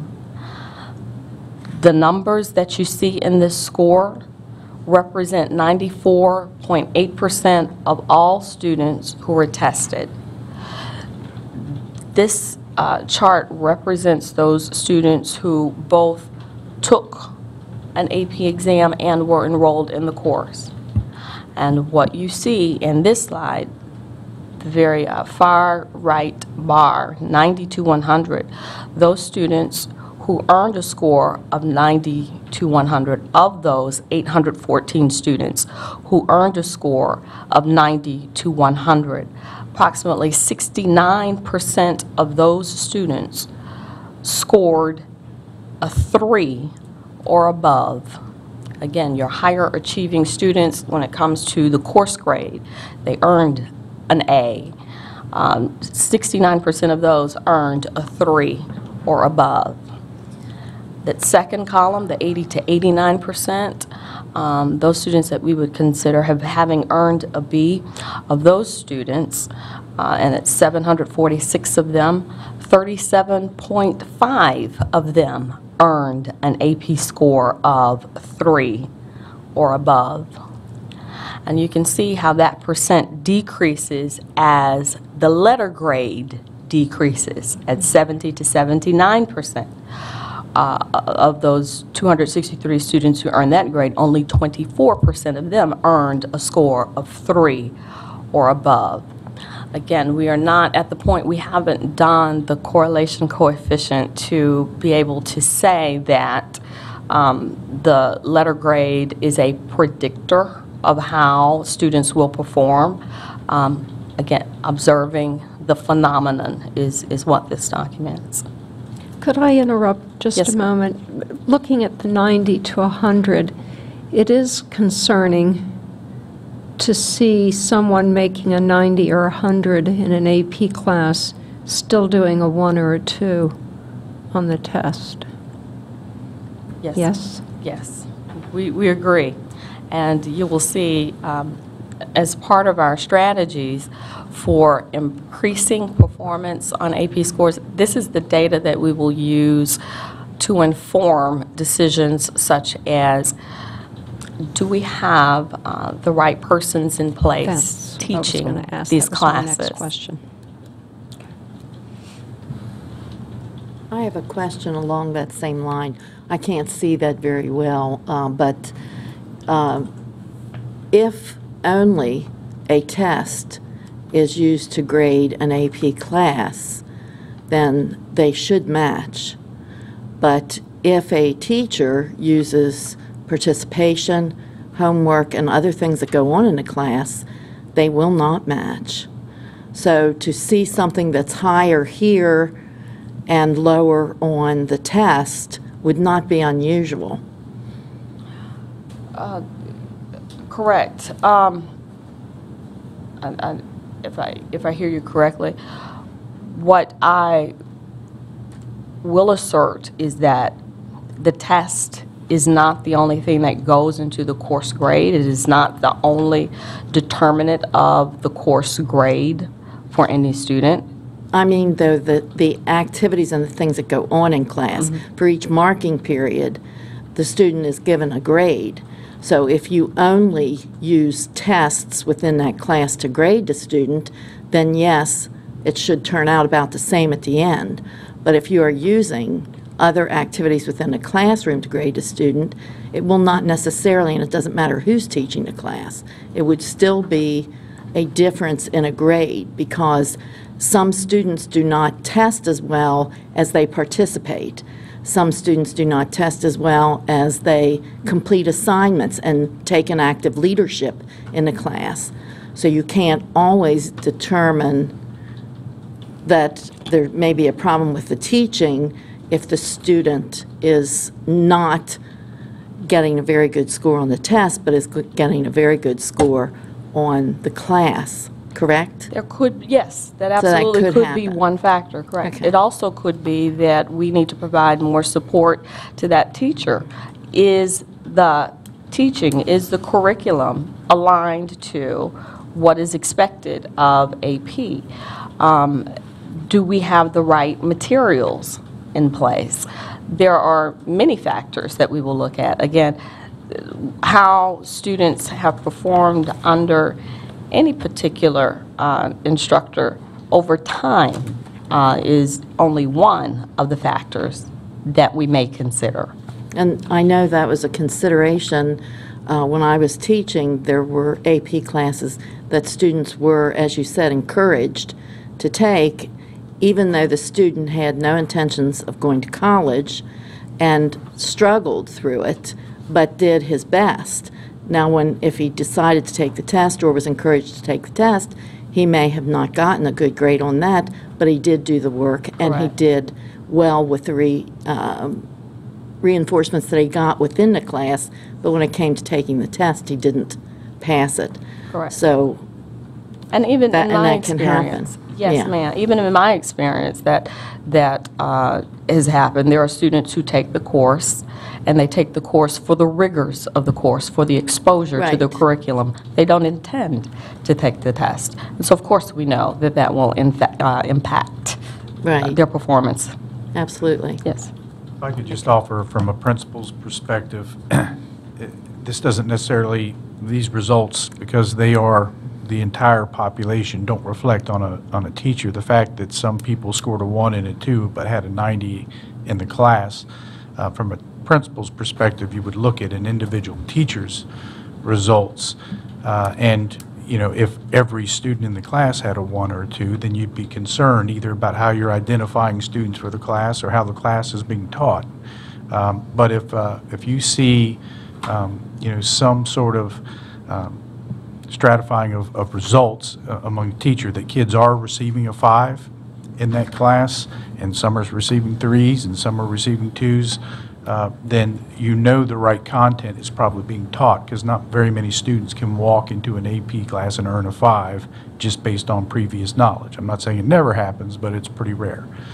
So then you can start looking at other things, but it's not, there's not a perfect correlation between how students are going to do on the No. test and what's being taught in the class, but it shouldn't be a situation where you have an entire class where everybody's receiving a 1 or a 2. If it's across the board, then you can look at different factors to maybe figure it out. I mean, I know sometimes we really push and challenge kids that we think have the potential to take an AP class and really grow that year to take the course, knowing that the odds of them, that student receiving a passing grade on the test may not be there, but they will grow as a student for having been in the class. And they take the test, and like you said, their grade may be fairly high, because if you assign an essay, they're going to go and work and work and work and rewrite and maybe spend 10 times as much time as other students did on that paper to get a high grade, but then the ability to produce that in a 3-hour test isn't really there. Exactly. Thank you.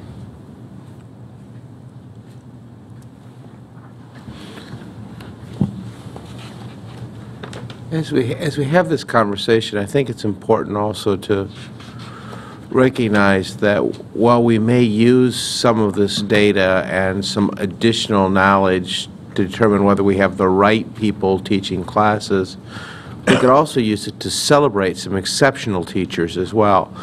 Without naming a name, I'm looking at a sheet right now. I have something that the board members don't have. I have the individual score reports of the individual teachers measured against the letter grades that were earned in the class. And I want to give you an example of someone without naming a name. This person had 63 people assigned to his classes. Of the 63 people that were assigned to his class, 58 took the AP exams. 70.1% of those students scored a 3 or better. This person only had 3 people who scored 3 or less. Now, that teacher should be celebrated, because not only are they teaching at a very high level, they're encouraging young people to do exceptionally well.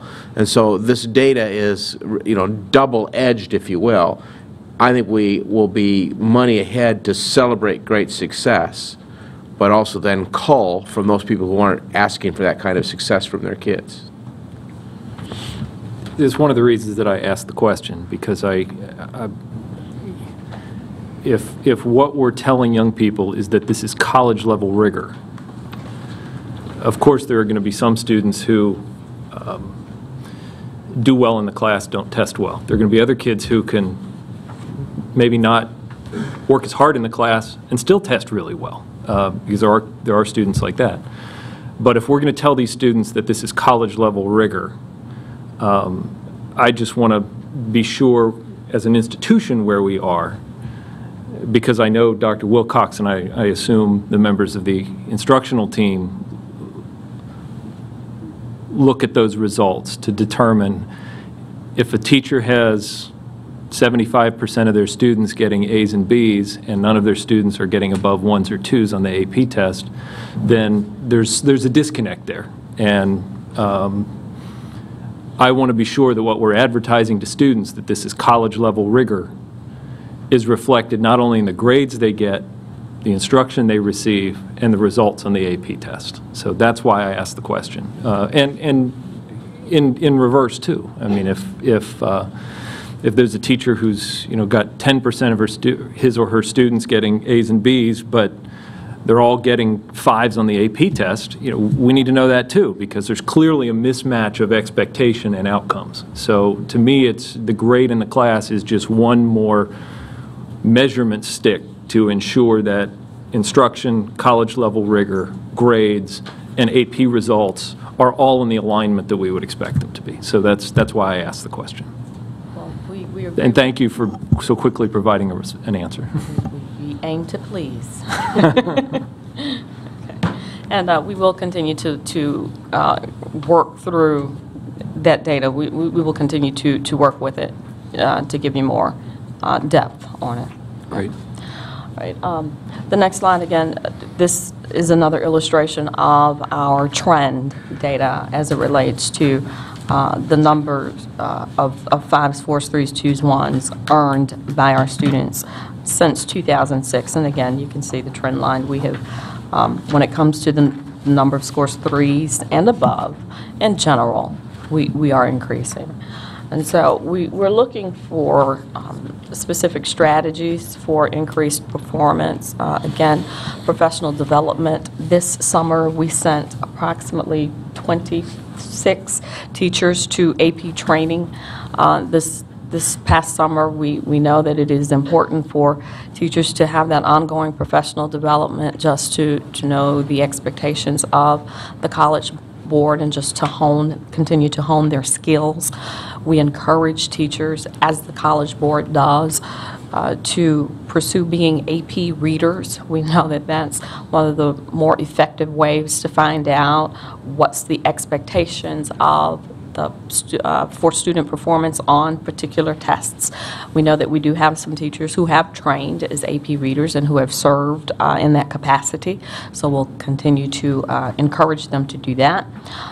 We will make, again, data-based teacher assignments, again, reviewing the data, Dr. Harding, such as you just discussed, with regard to who teaches what course.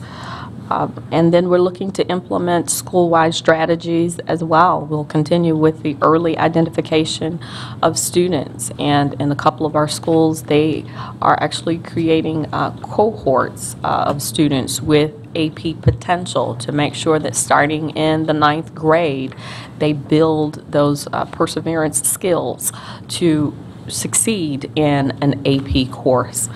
And then we're looking at instructional methods. Again, 2 of our schools are looking to implement some very specific instructional methods school-wide that should increase the rigor of what's being done in the classroom. And again, these particular schools are looking to increase the performance of students on AP exams. I think, Mr. Akers, you have other strategies? We've had multiple schools doing different activities. We've had 2-week-long AP boot camps over the summer. Again, some of the cohort work that's pretty new at some of our schools, where they are pulling together and with the middle school teachers and identifying students and preparing them over the summer and having them take AP courses, and I mean large numbers of students as freshmen. But by doing it in that cohort model, they have a lot of support and they're being monitored. Again, just from a school perspective, I can tell you that most of our AP teachers, the AP results come in differently than most tests. The students get them first, and then the teachers, and then us. And so every time I see an AP teacher when I'm out in the school in the summer, when we're in that funny time period where they have the data and we don't, they can tell me student for student how each one of their kids did, the ones that surprised them, good or bad, with their results. So I think we've pretty well ingrained that looking at the data sort of thing and responding and changing what we do based on the results we get. I think that's pretty well built in, and now it's just a matter of looking at where our successes are coming from, what we believe caused that success, and then making sure that everybody's sharing it. But at the same time, we also have those just brand new shot in the dark attempts of having these ideas like summer boot camp and things like that we're trying just to try to bump up those numbers of kids who can be successful at that level. So. I just had a question before we move to the IB. I was wondering if we have the number of 3+ kids who got 3+ on the test who were given college credit wherever they chose to go. Do we have that information anywhere?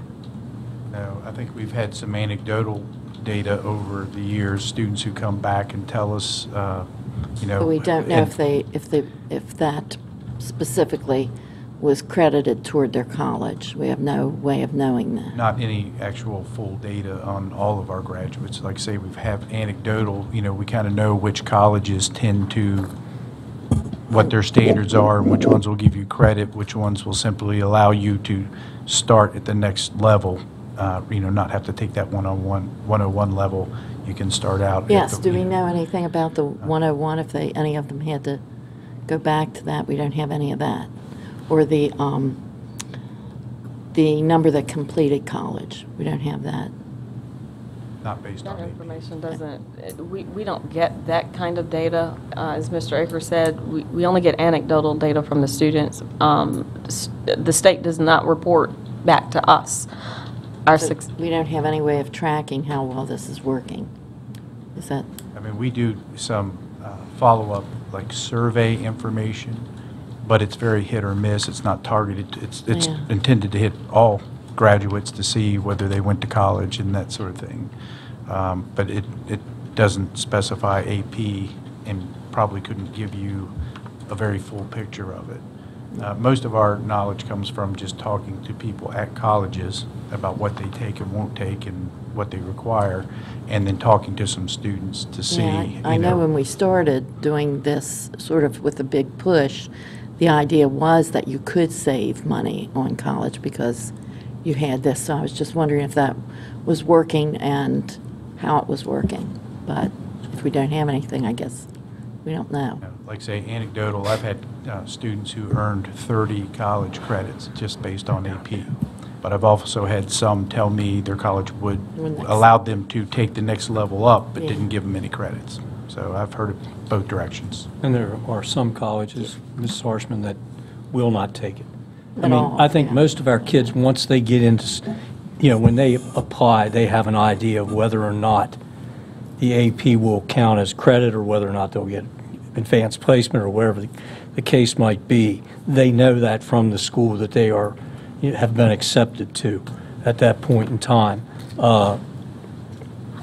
Flip side to that is those schools that don't give the credit still want to see a very rigorous, and I don't really particularly care for that word, but challenging or whatever the case might be, academic record. So it's hit or miss. It's 6 of one, half dozen the other. I know Hopkins doesn't give any, period. University of Maryland does, some hit or miss on that. Frostburg, I think Shippensburg and some of our other local colleges will give a significant amount of credits for AP classes, 4 or 5, 3, 4 or 5. And there are, So, I know, as you said, there are schools that even if you get a 5, I don't care. you're taking our calculus. That's exactly right. Right. Or taking our physics, not. Well, the- But that's not to say that the student, having had that experience in high school, isn't worth it, because if you know calculus well enough to get a 5 on an AP test, even if you go and take MIT calculus or Virginia Tech calculus or Notre Dame calculus, I'll throw that in there, you're in a much better position to succeed in that class for the rigor that you had before you arrived on that campus. I'm glad you threw in the Virginia Tech. And the scheduling the scheduling is interesting too when you go to different colleges because, AP history, for example, is supposedly comparative to an entry-level survey history course. Okay, you go to Hopkins and some of these other courses, they don't have survey courses. You walk in and you take Jeffersonian Democracy. That's the name of the course. So you're taking their stuff. So it is, but taking the class does help you with admissions. Since we've already interrupted you on AP, do you mind taking a few more questions on AP? I'm looking at a list of 25 offered courses. Are any of them online courses, or are they all classroom-based at this point? I believe that they are classroom-based. I was thinking Chinese at one point was an online course. I know at Boonesboro, wasn't it, at one point in time?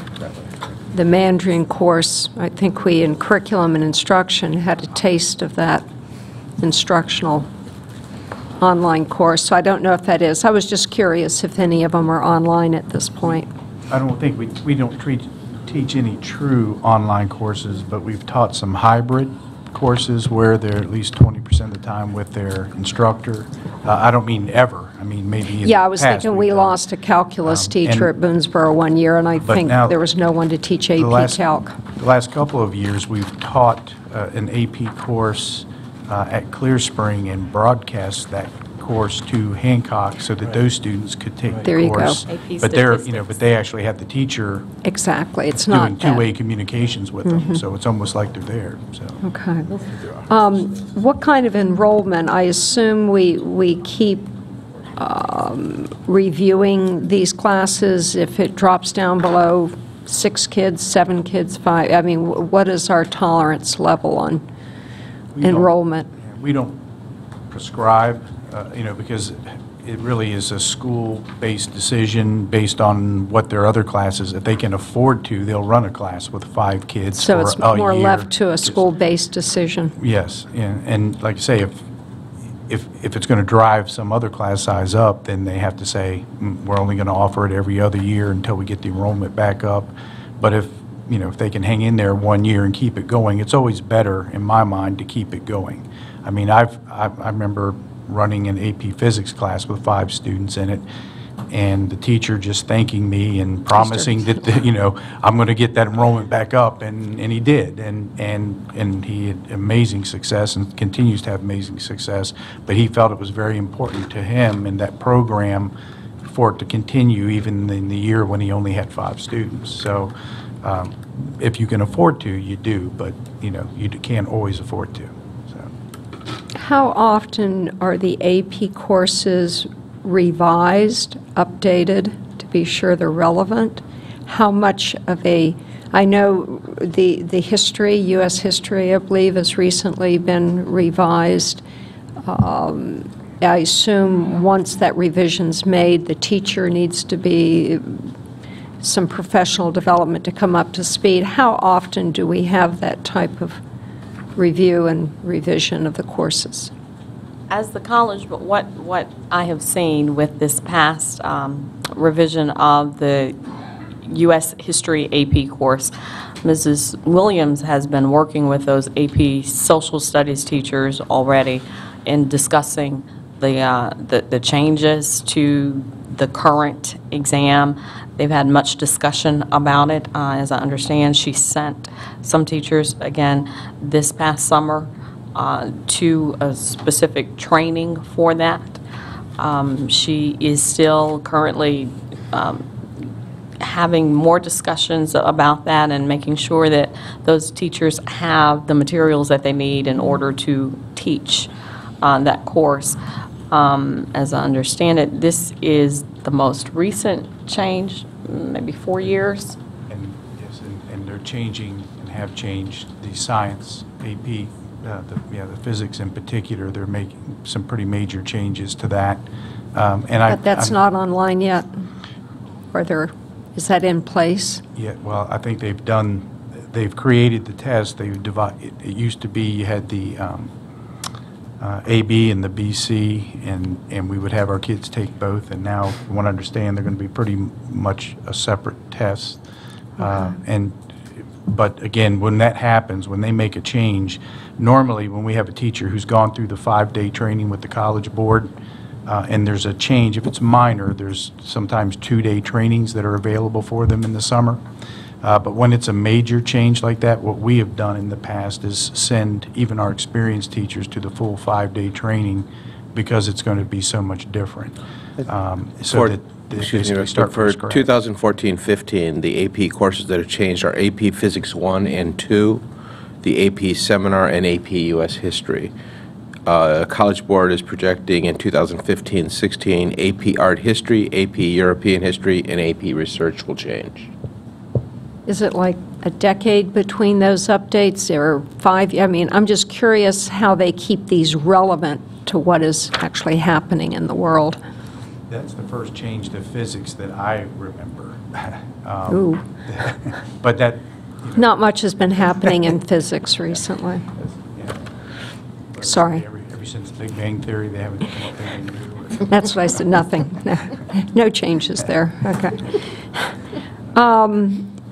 Okay, and I appreciate that. I was just kind of curious. I'd been reading about that. And one final on the AP, and this is just sort of testing in general, and wrapping it around counseling and helping our juniors and seniors understand the commitment they're making when they sign up for certain AP courses. And I know there's just a tendency to take as many as possible. And some schools are trying to help students understand that they might want to, less might be best.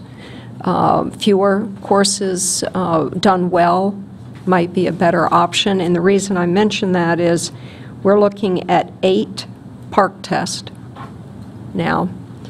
We have let's say AP, IB, whatever number of tests that a student takes, the juniors have to take that transition test, that readiness, college readiness test. We have SATs, of course, PSATs in 9th grade. We have ACTs if they take that. You're looking at quite a few days away from instruction. And I'm not sure if every student has sort of added up all of that. And I'm just curious if counselors are even thinking about how to advise students as to all those tests coming up. We will certainly make sure that our new Director of Guidance and Counseling informs or reminds our counselors to have our students think about that. They certainly don't want students overwhelmed by their course load. I'm sure that these are conversations that they have had in the past, but I will certainly make sure that I have that conversation with the Director of Guidance and Counseling. Because HSA was 4, so we're doubling that. So. And I think some of, when you see that more students take the courses than take the tests, some of those are those students who take large numbers of AP courses and then are selective about which ones they're going to test in. Okay. Thank you.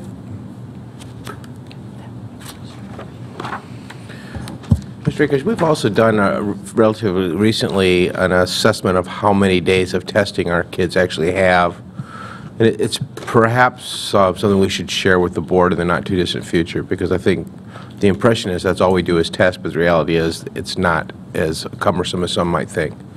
Great. I'd love to hear it. Bring it on. One of the reasons, if you remember a couple of years ago when I was suggesting we go to a 6-period day in the high school, is that, the large number of tests, because when you take the PARCC test, you test multiple days for those subjects. By going to a year-long schedule, we don't do it twice a year. That only happens at the end of the year. So it's, when we think about HSA, we used to do that whole thing twice a year.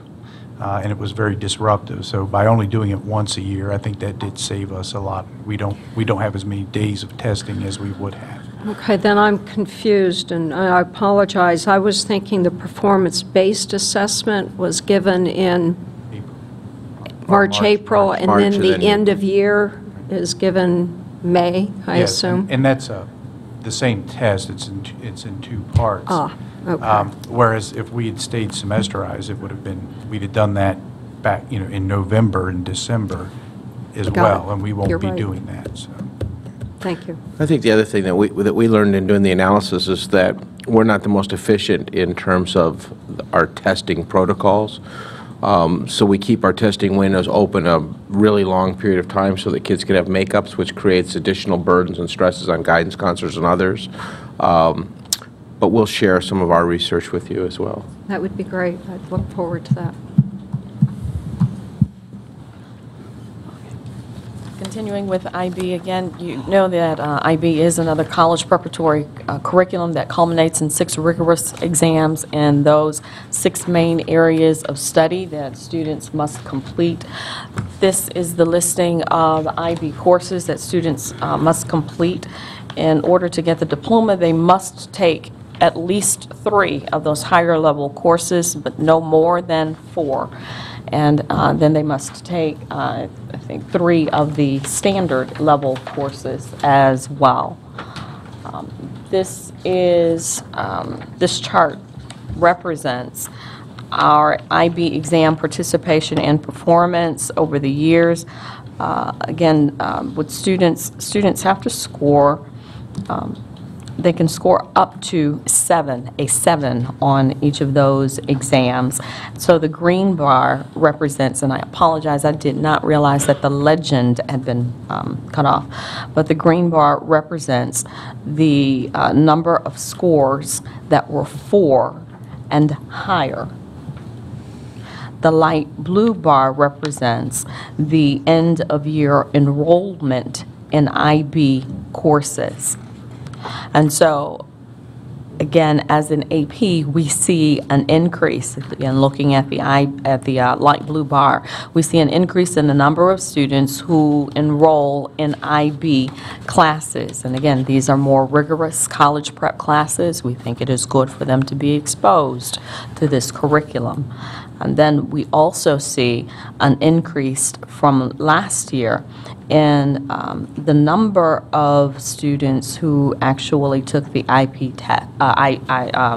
IB assessment. I am glad to share with you that we beat the world average in 4 subject areas: English, psychology, computer science, and physics. So our students are they are competing with their peers across the world.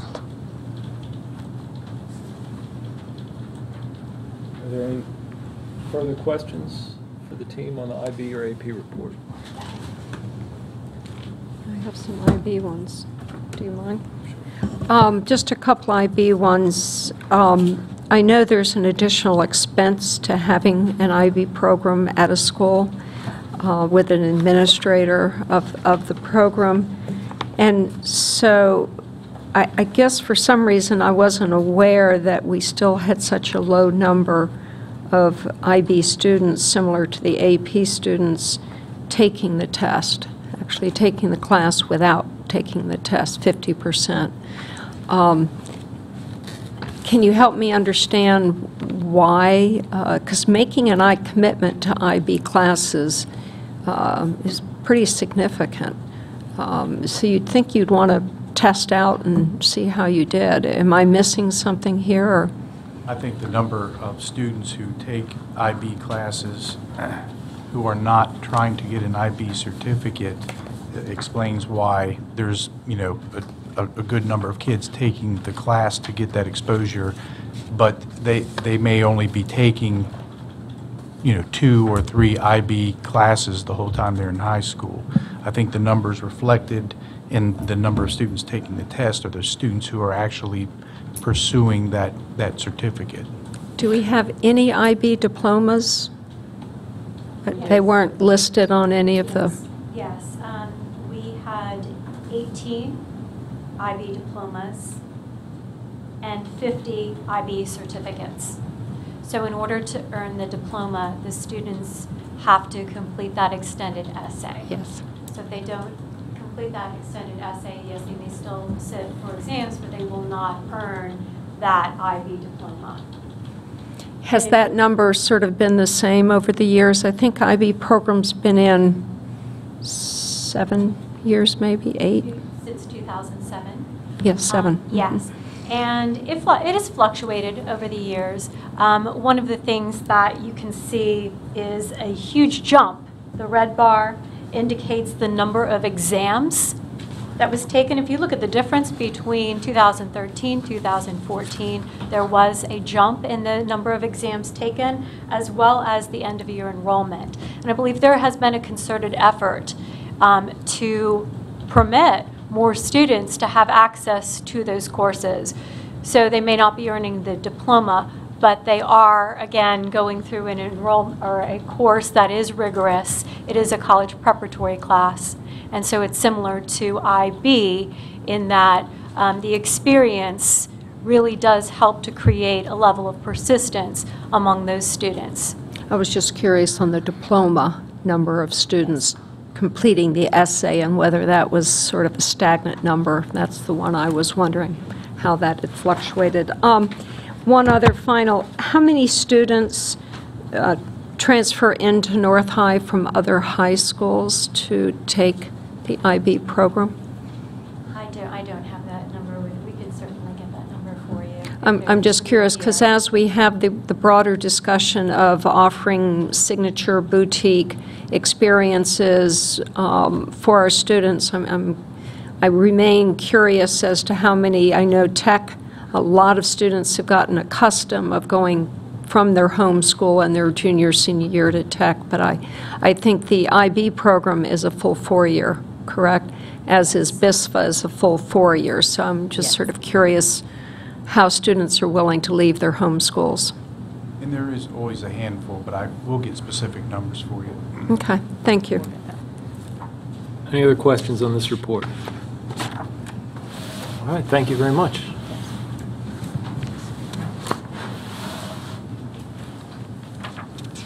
That brings us to the third item under the superintendent's report, local early childhood education advisory committee update.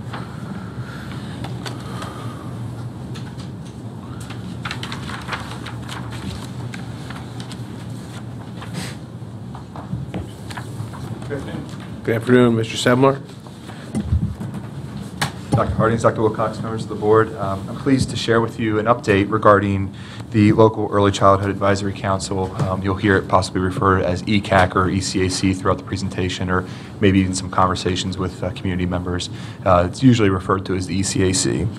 I wanted to start by giving a little bit of background regarding the ECAC and how it has formed to where we are now. Through the Maryland's Race to the Top Early Learning Challenge, there were 10 projects identified, and the first project in that plan stated that the 24 counties were to establish local early childhood councils. The summer of 2012, the initial notification was given to the county commissioners, at which time they were then given the option to take this initiative on or work with the local school system to charge the school system with taking charge of the Early Learning Council and begin to put this council together. So in 2012, the Board of County Commissioners agreed to give the responsibility to WCPS, and that's kind of how we started working with this council. Shortly after that, we recognized that we needed to identify someone who would be our representative to begin working on establishing the local council. We are working with Kathy Kearns, who is our coordinator for the Judy Center, and she then started working on identifying a core leadership team where they spent some time with doing some extensive training, understanding the background and the need for the Early Childhood Advisory Council, and began to identify goals and objectives that they were going to start putting in place as the council began to form. Skipping forward a little bit through some of the work with the core leadership team and as members from the community came in place, they applied for the grant funding through the Early Learning Challenge, and it was awarded for the full implementation of the local ECAC. As I mentioned, the core leadership team received extensive training. This happened through the spring of 2013, I believe, through the Annie E. Casey Foundation, which is an organization that focuses on improving childhood, family, and community development and engagement. And they began to work on organizing what's soon to be the work of the local education, the Early Education Council. The members of this core leadership team, I mentioned Kathy Kearns, who is our coordinator for WCPS Judy Center, but also Annette Searfoss. She is the executive director from Apples for Children, Dee Harn at Head Start as the assistant director, Dory Yorks at the Family Center, and Teresa Schiffler from the local management board and as a child care director. The team formed there as the leadership team, like I said, in their training, they started to look at the goals and objectives to move forward with the grant and how the focus of the local Early Childhood Council would start to take shape. In the next slide, you can see a chart here that's a representation of our current membership that is now part of the ECAC. I'm not going to read through all of them, but as you can see, there's a lot of representation from many organizations that have some form of work with our early childhood initiatives that we have in the county, such as the Judy Center and the Learning Center at Meritus, the Health Department, United Way, our Birth to Five and special education staff, Head Start of Washington County, Apples, etc.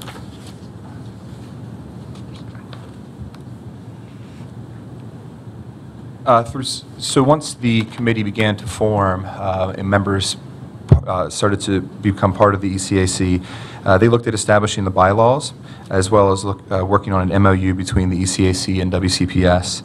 They also organized quarterly meetings that they hold with the full council, and through those quarterly meetings they also have subcommittees which are established to meet specific needs as outlined through the initiative of the Early Childhood Advisory Council. These subcommittees include 5 different areas: sustainability, looking at how we can continue to keep in-kind funding from local partners, and also as well as sustaining the work and effort of the committee itself. Early childhood literacy, and the subcommittee of that group has actually been working with the Rotary Literacy Task Force and has been partnering in some work there. Looking at the needs assessment in terms of our local early childhood needs. Also, website and technology applications. We're working on developing a website that has accessibility for parents and families and community members to access regarding information and services. And then we also look at public engagement and the work with continuing to keep our families engaged and our community engaged with information and services regarding early learning and early childhood. In the early work of the ECAC, a primary goal was to simply look at increasing our kindergarten readiness for our students. This data, the 87% of kindergarten students by 2016 entering kindergarten will be fully ready, is an increase of 20%. This comes from our MMSR data. However, I will say, because MMSR is no longer being used as our measure for kindergarten Maryland readiness. Model for School Readiness? Yes, sorry, Maryland Model for School Readiness, the acronyms. The Maryland Model for School Readiness data, which we've seen before, is it's being taken place by the Kindergarten Readiness Assessment, which we are currently working with our kindergarten teachers now in making sure that that assessment is in full implementation beginning tomorrow. Actually, there's a testing window that opens. So this goal may be adjusted based on our new assessment data that we receive from the KRA, and I'm assuming it will be adjusted because we'll get different information from that assessment.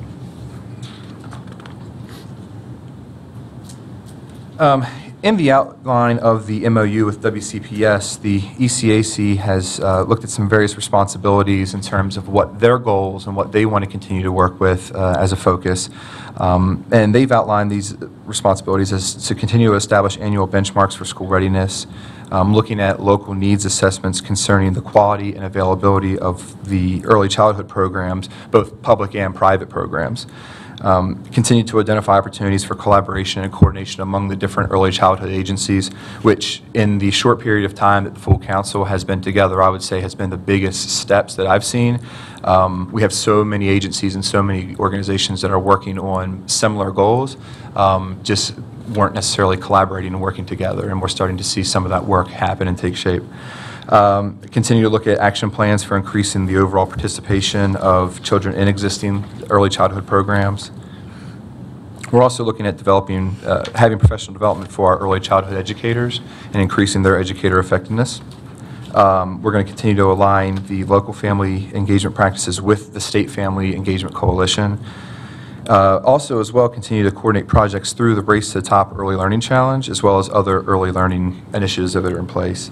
And then finally, of course, the Early Childhood Council, will continue to report progress of the local ECAC to the Governor's State Advisory Council.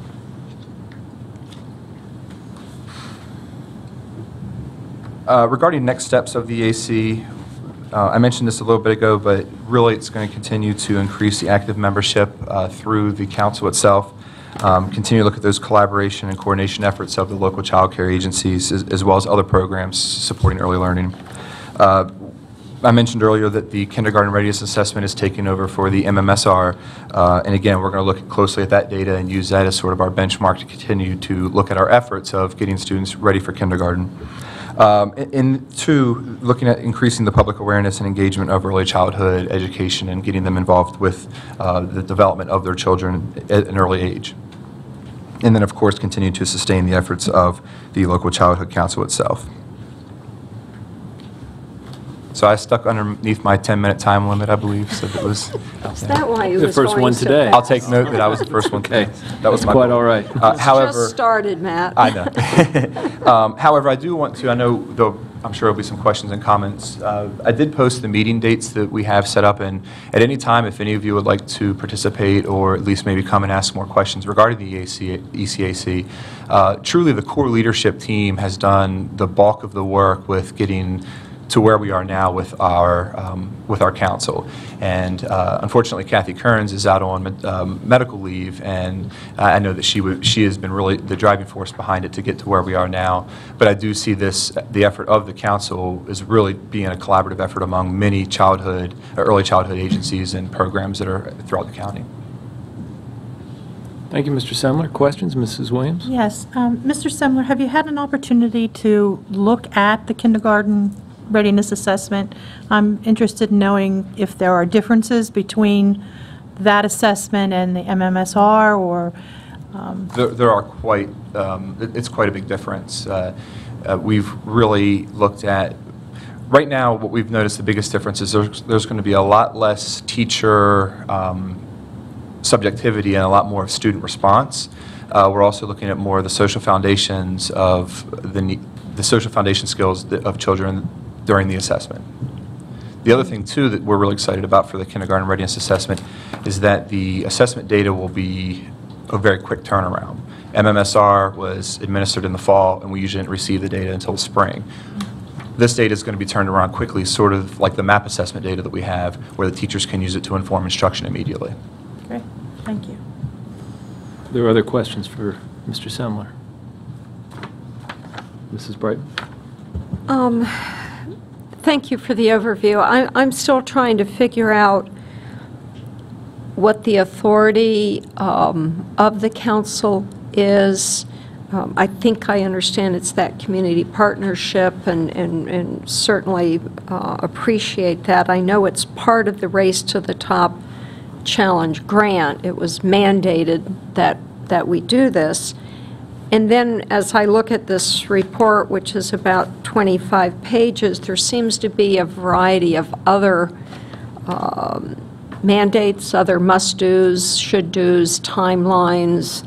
And I'm trying to figure out, does the council have input into those? Is that strictly a school-based? And maybe these are questions for a pre-K early learning report rather than just the council, but I'm trying to figure out where the council begins and ends as far as this grant. I know that there's a new Race to the Top grant that's just been put out, and I'm thinking Maryland is going to be applying for that.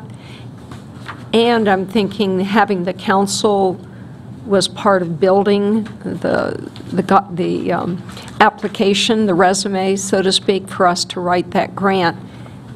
Can you help me understand how all of this is going to work? And maybe Dr. Wilcox can step in on this a little bit, because I'm looking at, we're in, Washington County is in phase 2 of a new initiative, along with Frederick County, Calvert, St. Mary's, about expanding existing partnerships. And there's a lot of moving parts here, and I'd like someone to see if they could help me sort through it. There are a lot of moving parts, and truly, the past year, I've looked at a lot of those moving parts and trying to figure it out myself. I think the role of the council, and I might need some clarity in terms of what you mean by authority of the council. The role of the council is to truly identify how we can continue to look at services for families and identifying services for families to help support them with getting ready for kindergarten, getting ready for school. And those services can range anywhere regarding proper placements within either a public system or in a private program, linking them with services that's going to help support families with younger children. So really their authority lies within creating some of those opportunities for collaboration among all those partners that have those services available that may have been working in different silos, and we're coming together to figure out a way to increase our readiness and increase our early childhood initiatives.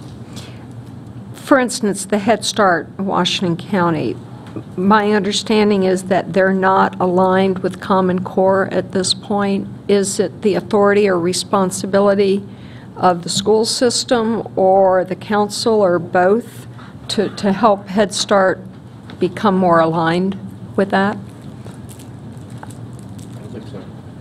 Yeah, it wouldn't be our responsibility in terms of the school system having Head Start become more aligned. However, if you notice on the core leadership team, Dee Harn as being one of the assistant directors there, there's been conversations of how as a school system, maybe we could support with professional development for some of the staff. And we actually are working on a partnership right now with providing some training for teachers, look at some early literacy skills. For example, our Foundations program, which aligns with some of our early learning skills that we have for early learning readers. We have one of our staff members working with Head Start staff to get them to understand some of those basic skills needed for those kids for early learning, for early reading skills.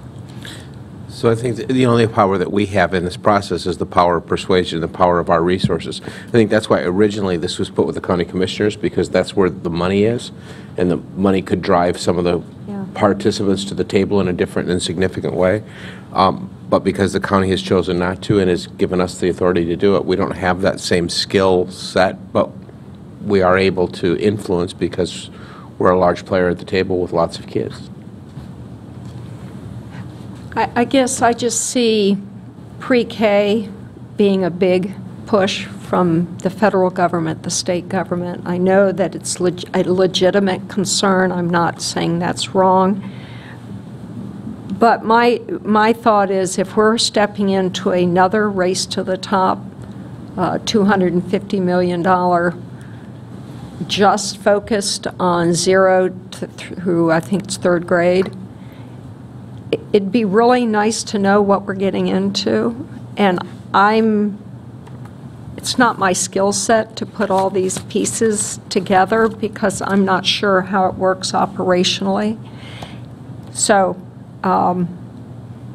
again, maybe this isn't the time and the council is the beginning, but I'd love to see some follow-up on where we're headed. And so. And I would offer that possibly in the future to have some of the core leadership members from that group who are really working on aligning what's happening with that committee to be part of that conversation. I think it would be really necessary because I don't want it to feel like it's just coming from the school system. However, it's a community effort, it's a collaborative effort. And I think having their voices... That would be one piece of this. And I look at this needs assessment. Does that include health care? Hunger issues, the homeless? Yes, it's looking at multiple areas and what those community agencies and services can do to provide supports for those families. And there's talk about home visits and... Yes. Yes. Yeah, it's including all of those. Correct. Yeah. Okay. Again, I think this is the beginning of an important conversation I'd like to see us pursue. Thank you. Are there any other questions or comments? Not, thank you. Mr. Semler? Thank you. That brings us to the end of the superintendent's report. Good work today. You're earning your money today. Thank you. Have good people. All right. So the next item on the agenda is the first item under old business, which is the second reading and adoption of revised policy KJ, advertising in schools. Mr. Trotta. Thank you. Good afternoon.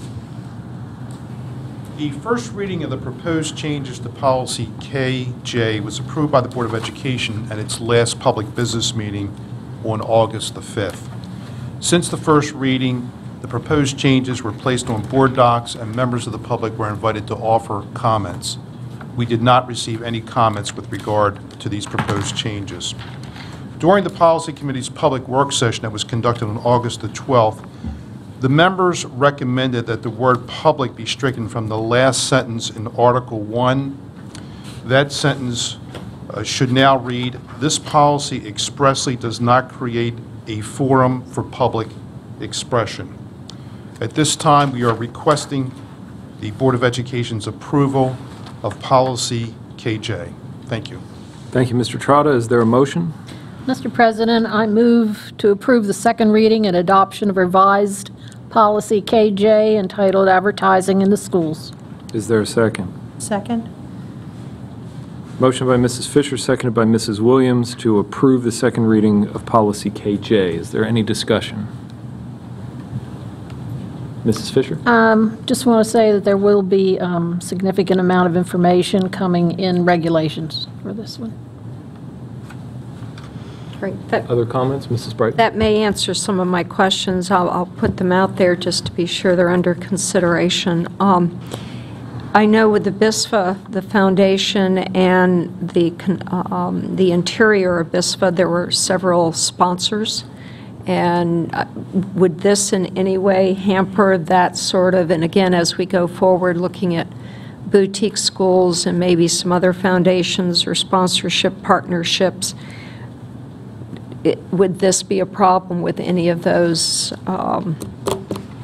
Somebody buys a baby grand piano and wants their name on it, and it happens to be a company name. That comes under a different policy. Well, I was curious, and then I look at some of our partnerships with MABE, one about wireless towers on school property. They're going to have their name on that. Is that considered advertisement? And then I look at, is this policy in conflict with the school naming policy or any of the public-private partnership policies we already have in place?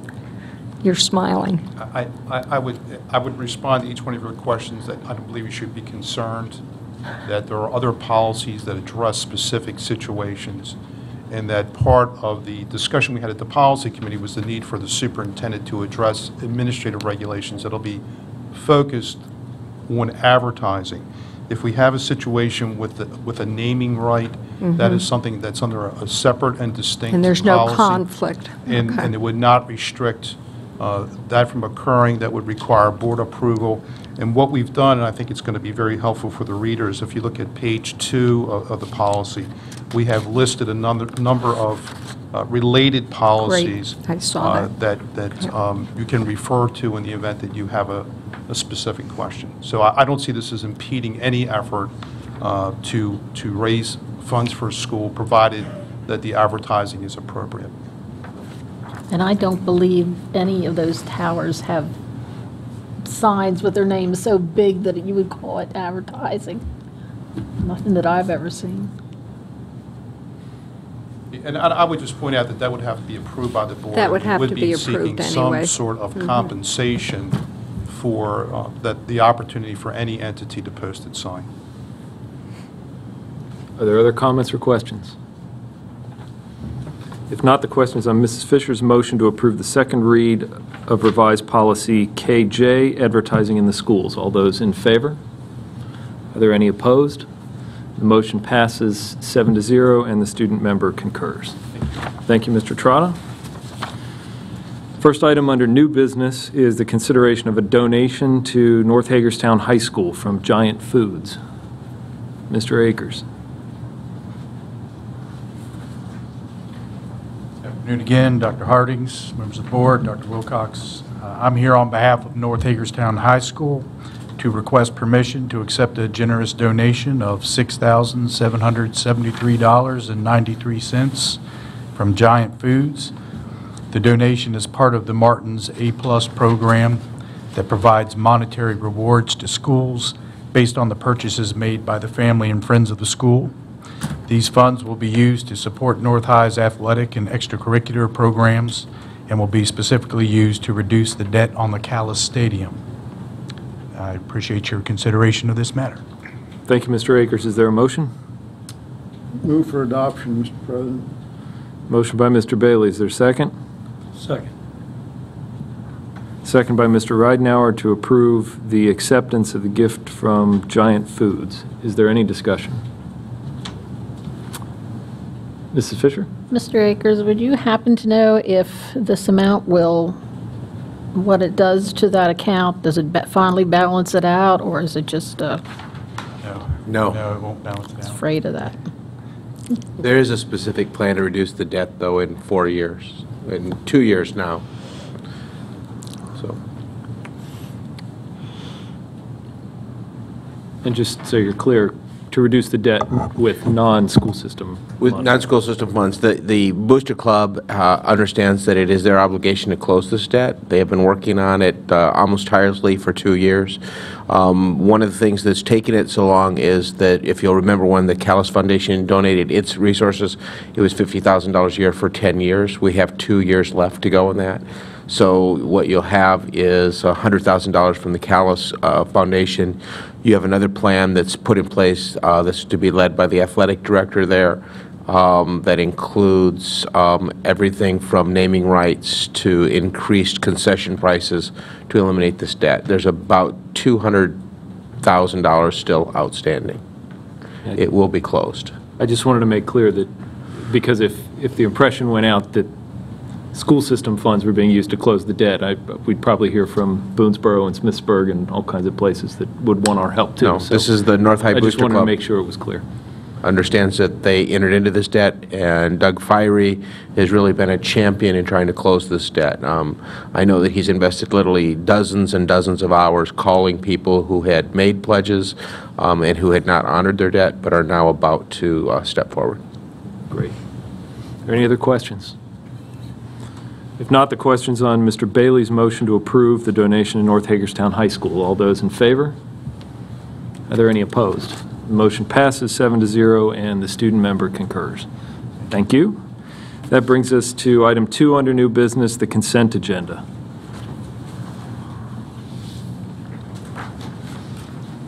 Good afternoon, Dr. Wilcox, Dr. Hardings, and members of the board. Welcome back. Thank you. Good to be back. 6 items on the agenda for your consideration this afternoon.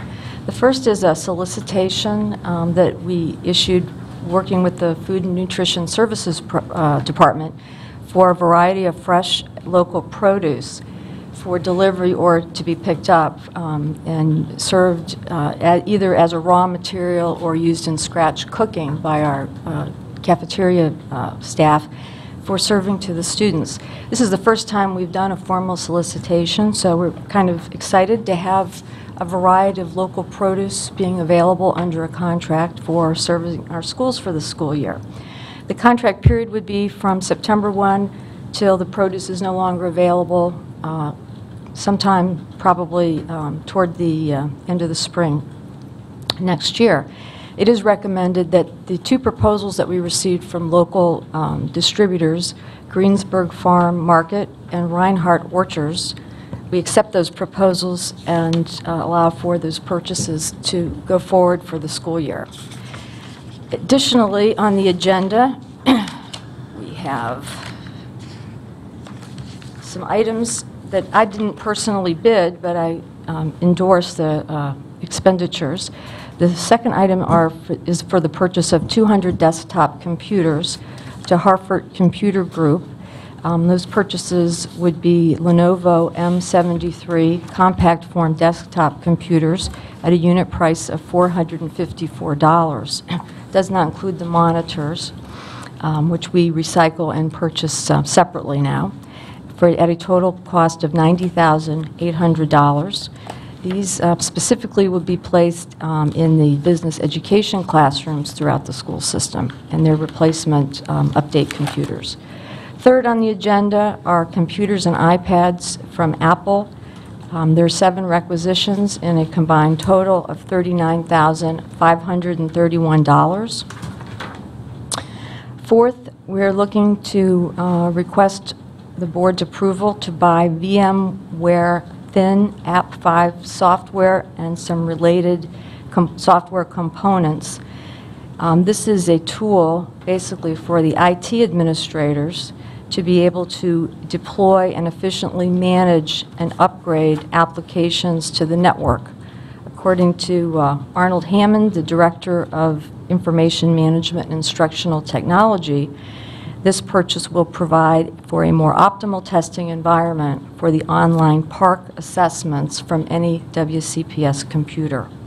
The total of that purchase is $37,924.79.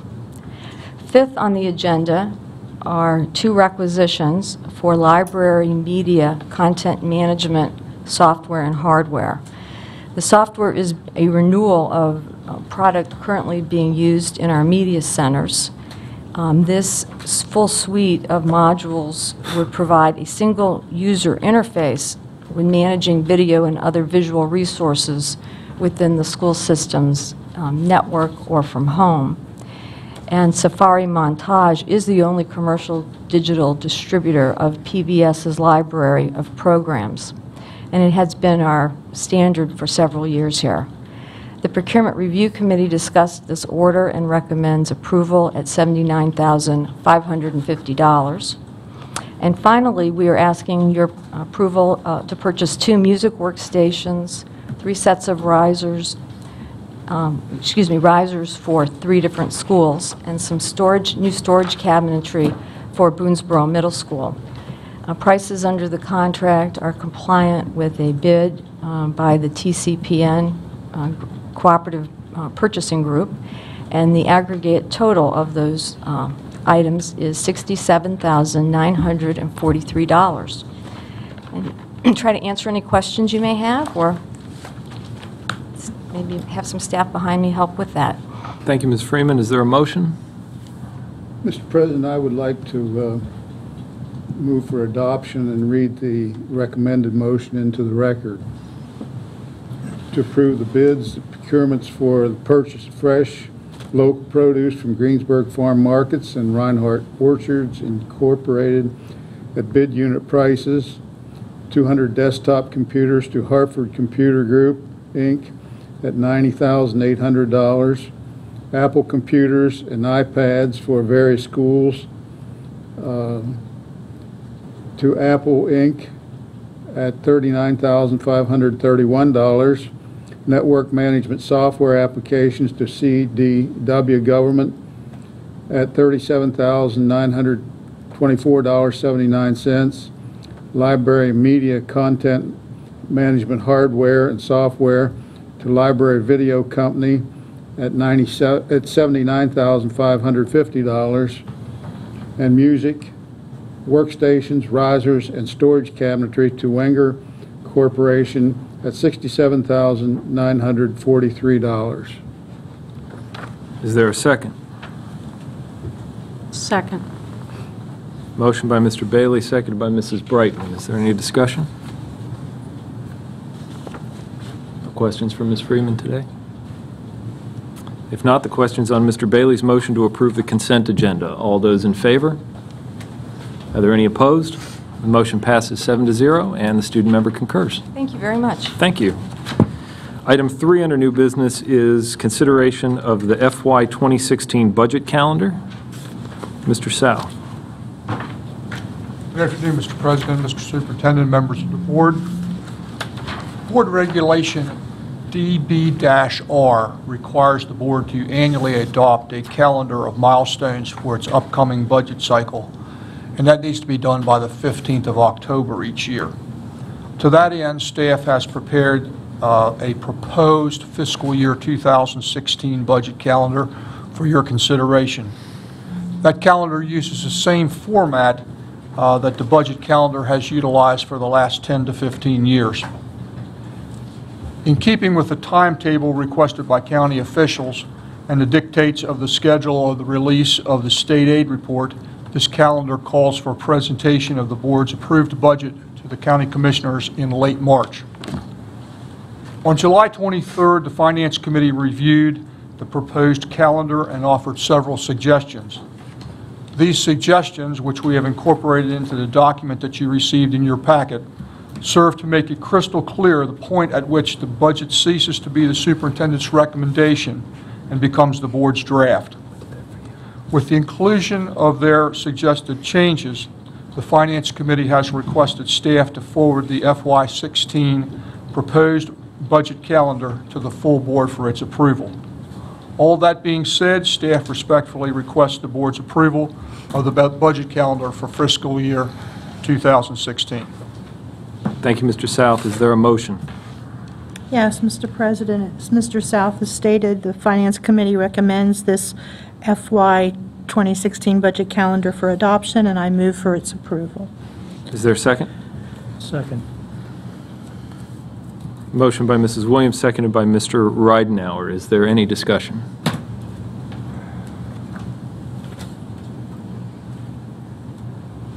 No discussion? I'll just pick up on one thing that Mr. South said, and I was joking with Mrs. Brightman that these changes were for her, sort of joking, but last year she did raise the question about when does the budget belong to who, and when is it a draft, when is it final, and in the committee we took, I won't say a lot of time, but we were trying to be very thoughtful about what we called it when, so that it was very, very clear to the board and to the public who the budget belonged to at what periods in the process. And I think it's made it clearer, and hopefully easier for members of the public who follow our work to understand. So a year late, thank you for the comment. I appreciate the crystallization of the calendar.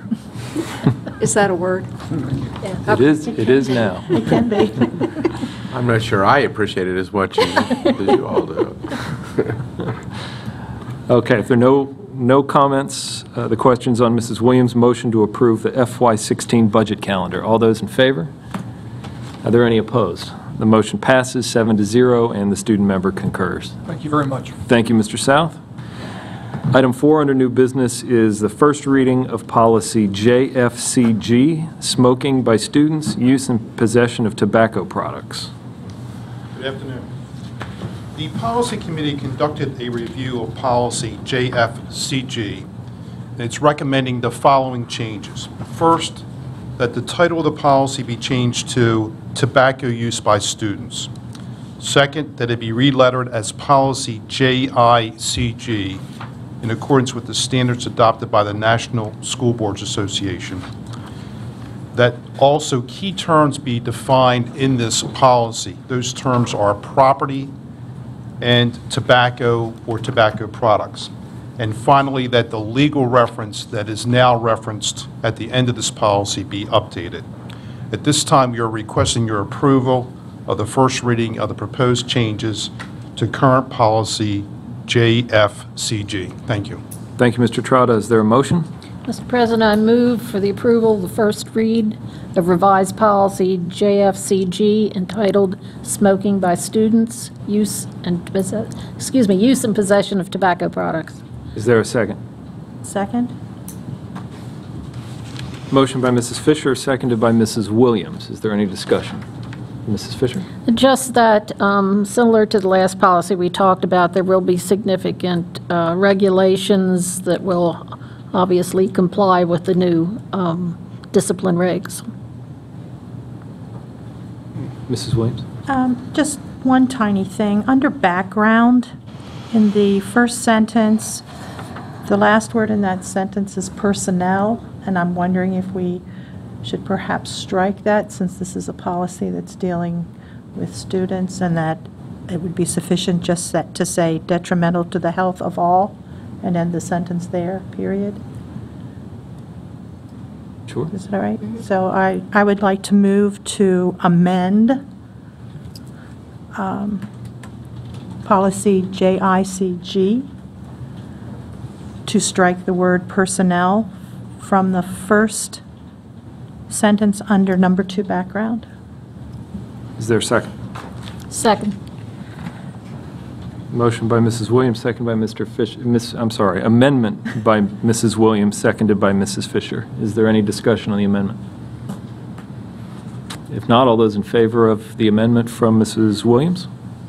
Are there any opposed? Motion passes 7-0. Student member concurs. We return to the main motion, which is on the approval of the first read of the policy. Is there any further discussion? Just one thing. Tony, the utility of, in item 3B, we're talking about tobacco and tobacco products all the way, and then we make this jump into the vape pens, assuming that all of them are a nicotine-based vape pen. I wonder if we shouldn't pull that either, maybe leave that as it is, but have some specialized language around the vape pens. And I just ask you to kind of talk about that in committee, maybe do a little research on it, because I'm seeing these pens used everywhere, and when some people are confronted, they're saying, well, it's not a tobacco product anymore, that they're actually using kind of an artificial nicotine in them now.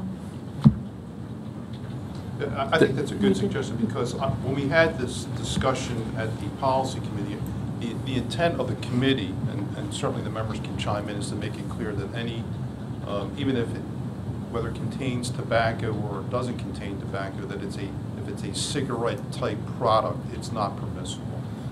I think it just may require a C there to draw out that we don't want the vape pens with anything in them in our schools. Yeah, I think that was the intent of the committee, because we had a discussion, do we want students walking around with e-cigarettes, or even the adults. Or the adults, for that matter. But I think the committee's determination was no, and it makes sense to take a further look at how we can make that clear. Is there any other discussion? If not, the question's on Mrs. Fisher's motion to approve the first reading of policy JFCG. All those in favor? Are there any opposed? The motion passes 7-0, and the student member concurs. Item 5 under new business is the first read to rescind policies JFCHA and JFCI and policy JFCH and approval of policy JICH. Thank you. The Board of Education currently has 3 policies that concern the use of drugs and alcohol and referral programs. Based upon the policy committee's review of these policies, it's recommending the following action. First, the rescission of the existing 3 policies that were just mentioned. Second, that a new policy be adopted, JICH, and that lettering is based upon the National School Board Association standard. Thirdly, that the new policy should include definitions for key terms, and the policy should state that the possession, use, distribution, or conspiracy to distribute alcoholic beverages or drugs is prohibited on the property of the Board of Education. Thank you. Is there a motion? Mr. President, I move for the approval of the rescission of current policy JFCHA, drugs and alcohol educational and referral programs. The motion is to rescind policy JFCA. Is there a second? Second. Motion by Mrs. Fisher, seconded by Mr. Ridenhour. Is there any discussion? I just want to say these 2 policies were word for word the same, and they're even under the same section. Why or how, I have no idea, but the first 2 are the same. Mr. Bailey? I support the policy, no question at all, but I have 2 questions. Under the purpose, it says establish the program. You're ahead of us. You're ahead of us. I'm ahead of Right you. now, we're just Yeah, we're rescinding. rescinding. He's Okay. doing a Melissa. Yes, I think he is. I'm anxious to get We'll out get of there. here. Is there any further discussion? If not, the question's on the motion to rescind policy JFCHA. All those in favor? Are there any opposed? Motion passes 7-0. Student member concurs. Mr. President, I move for the approval of the rescission of current policy JFCI, drugs and alcohol education referral programs.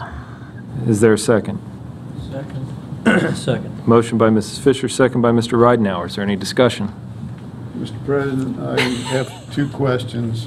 We're still rescinding. We have one more after this. Yeah, this one and one more. We'll give you a nod. Wake me up. Melissa, you have company. I'm not asleep. Any further discussion? With you, Mr. Mayor, I'm all right. So am I. It's past nap time. There's no more discussion. The question's on the motion to approve the rescission of policy JFCI. All those in favor?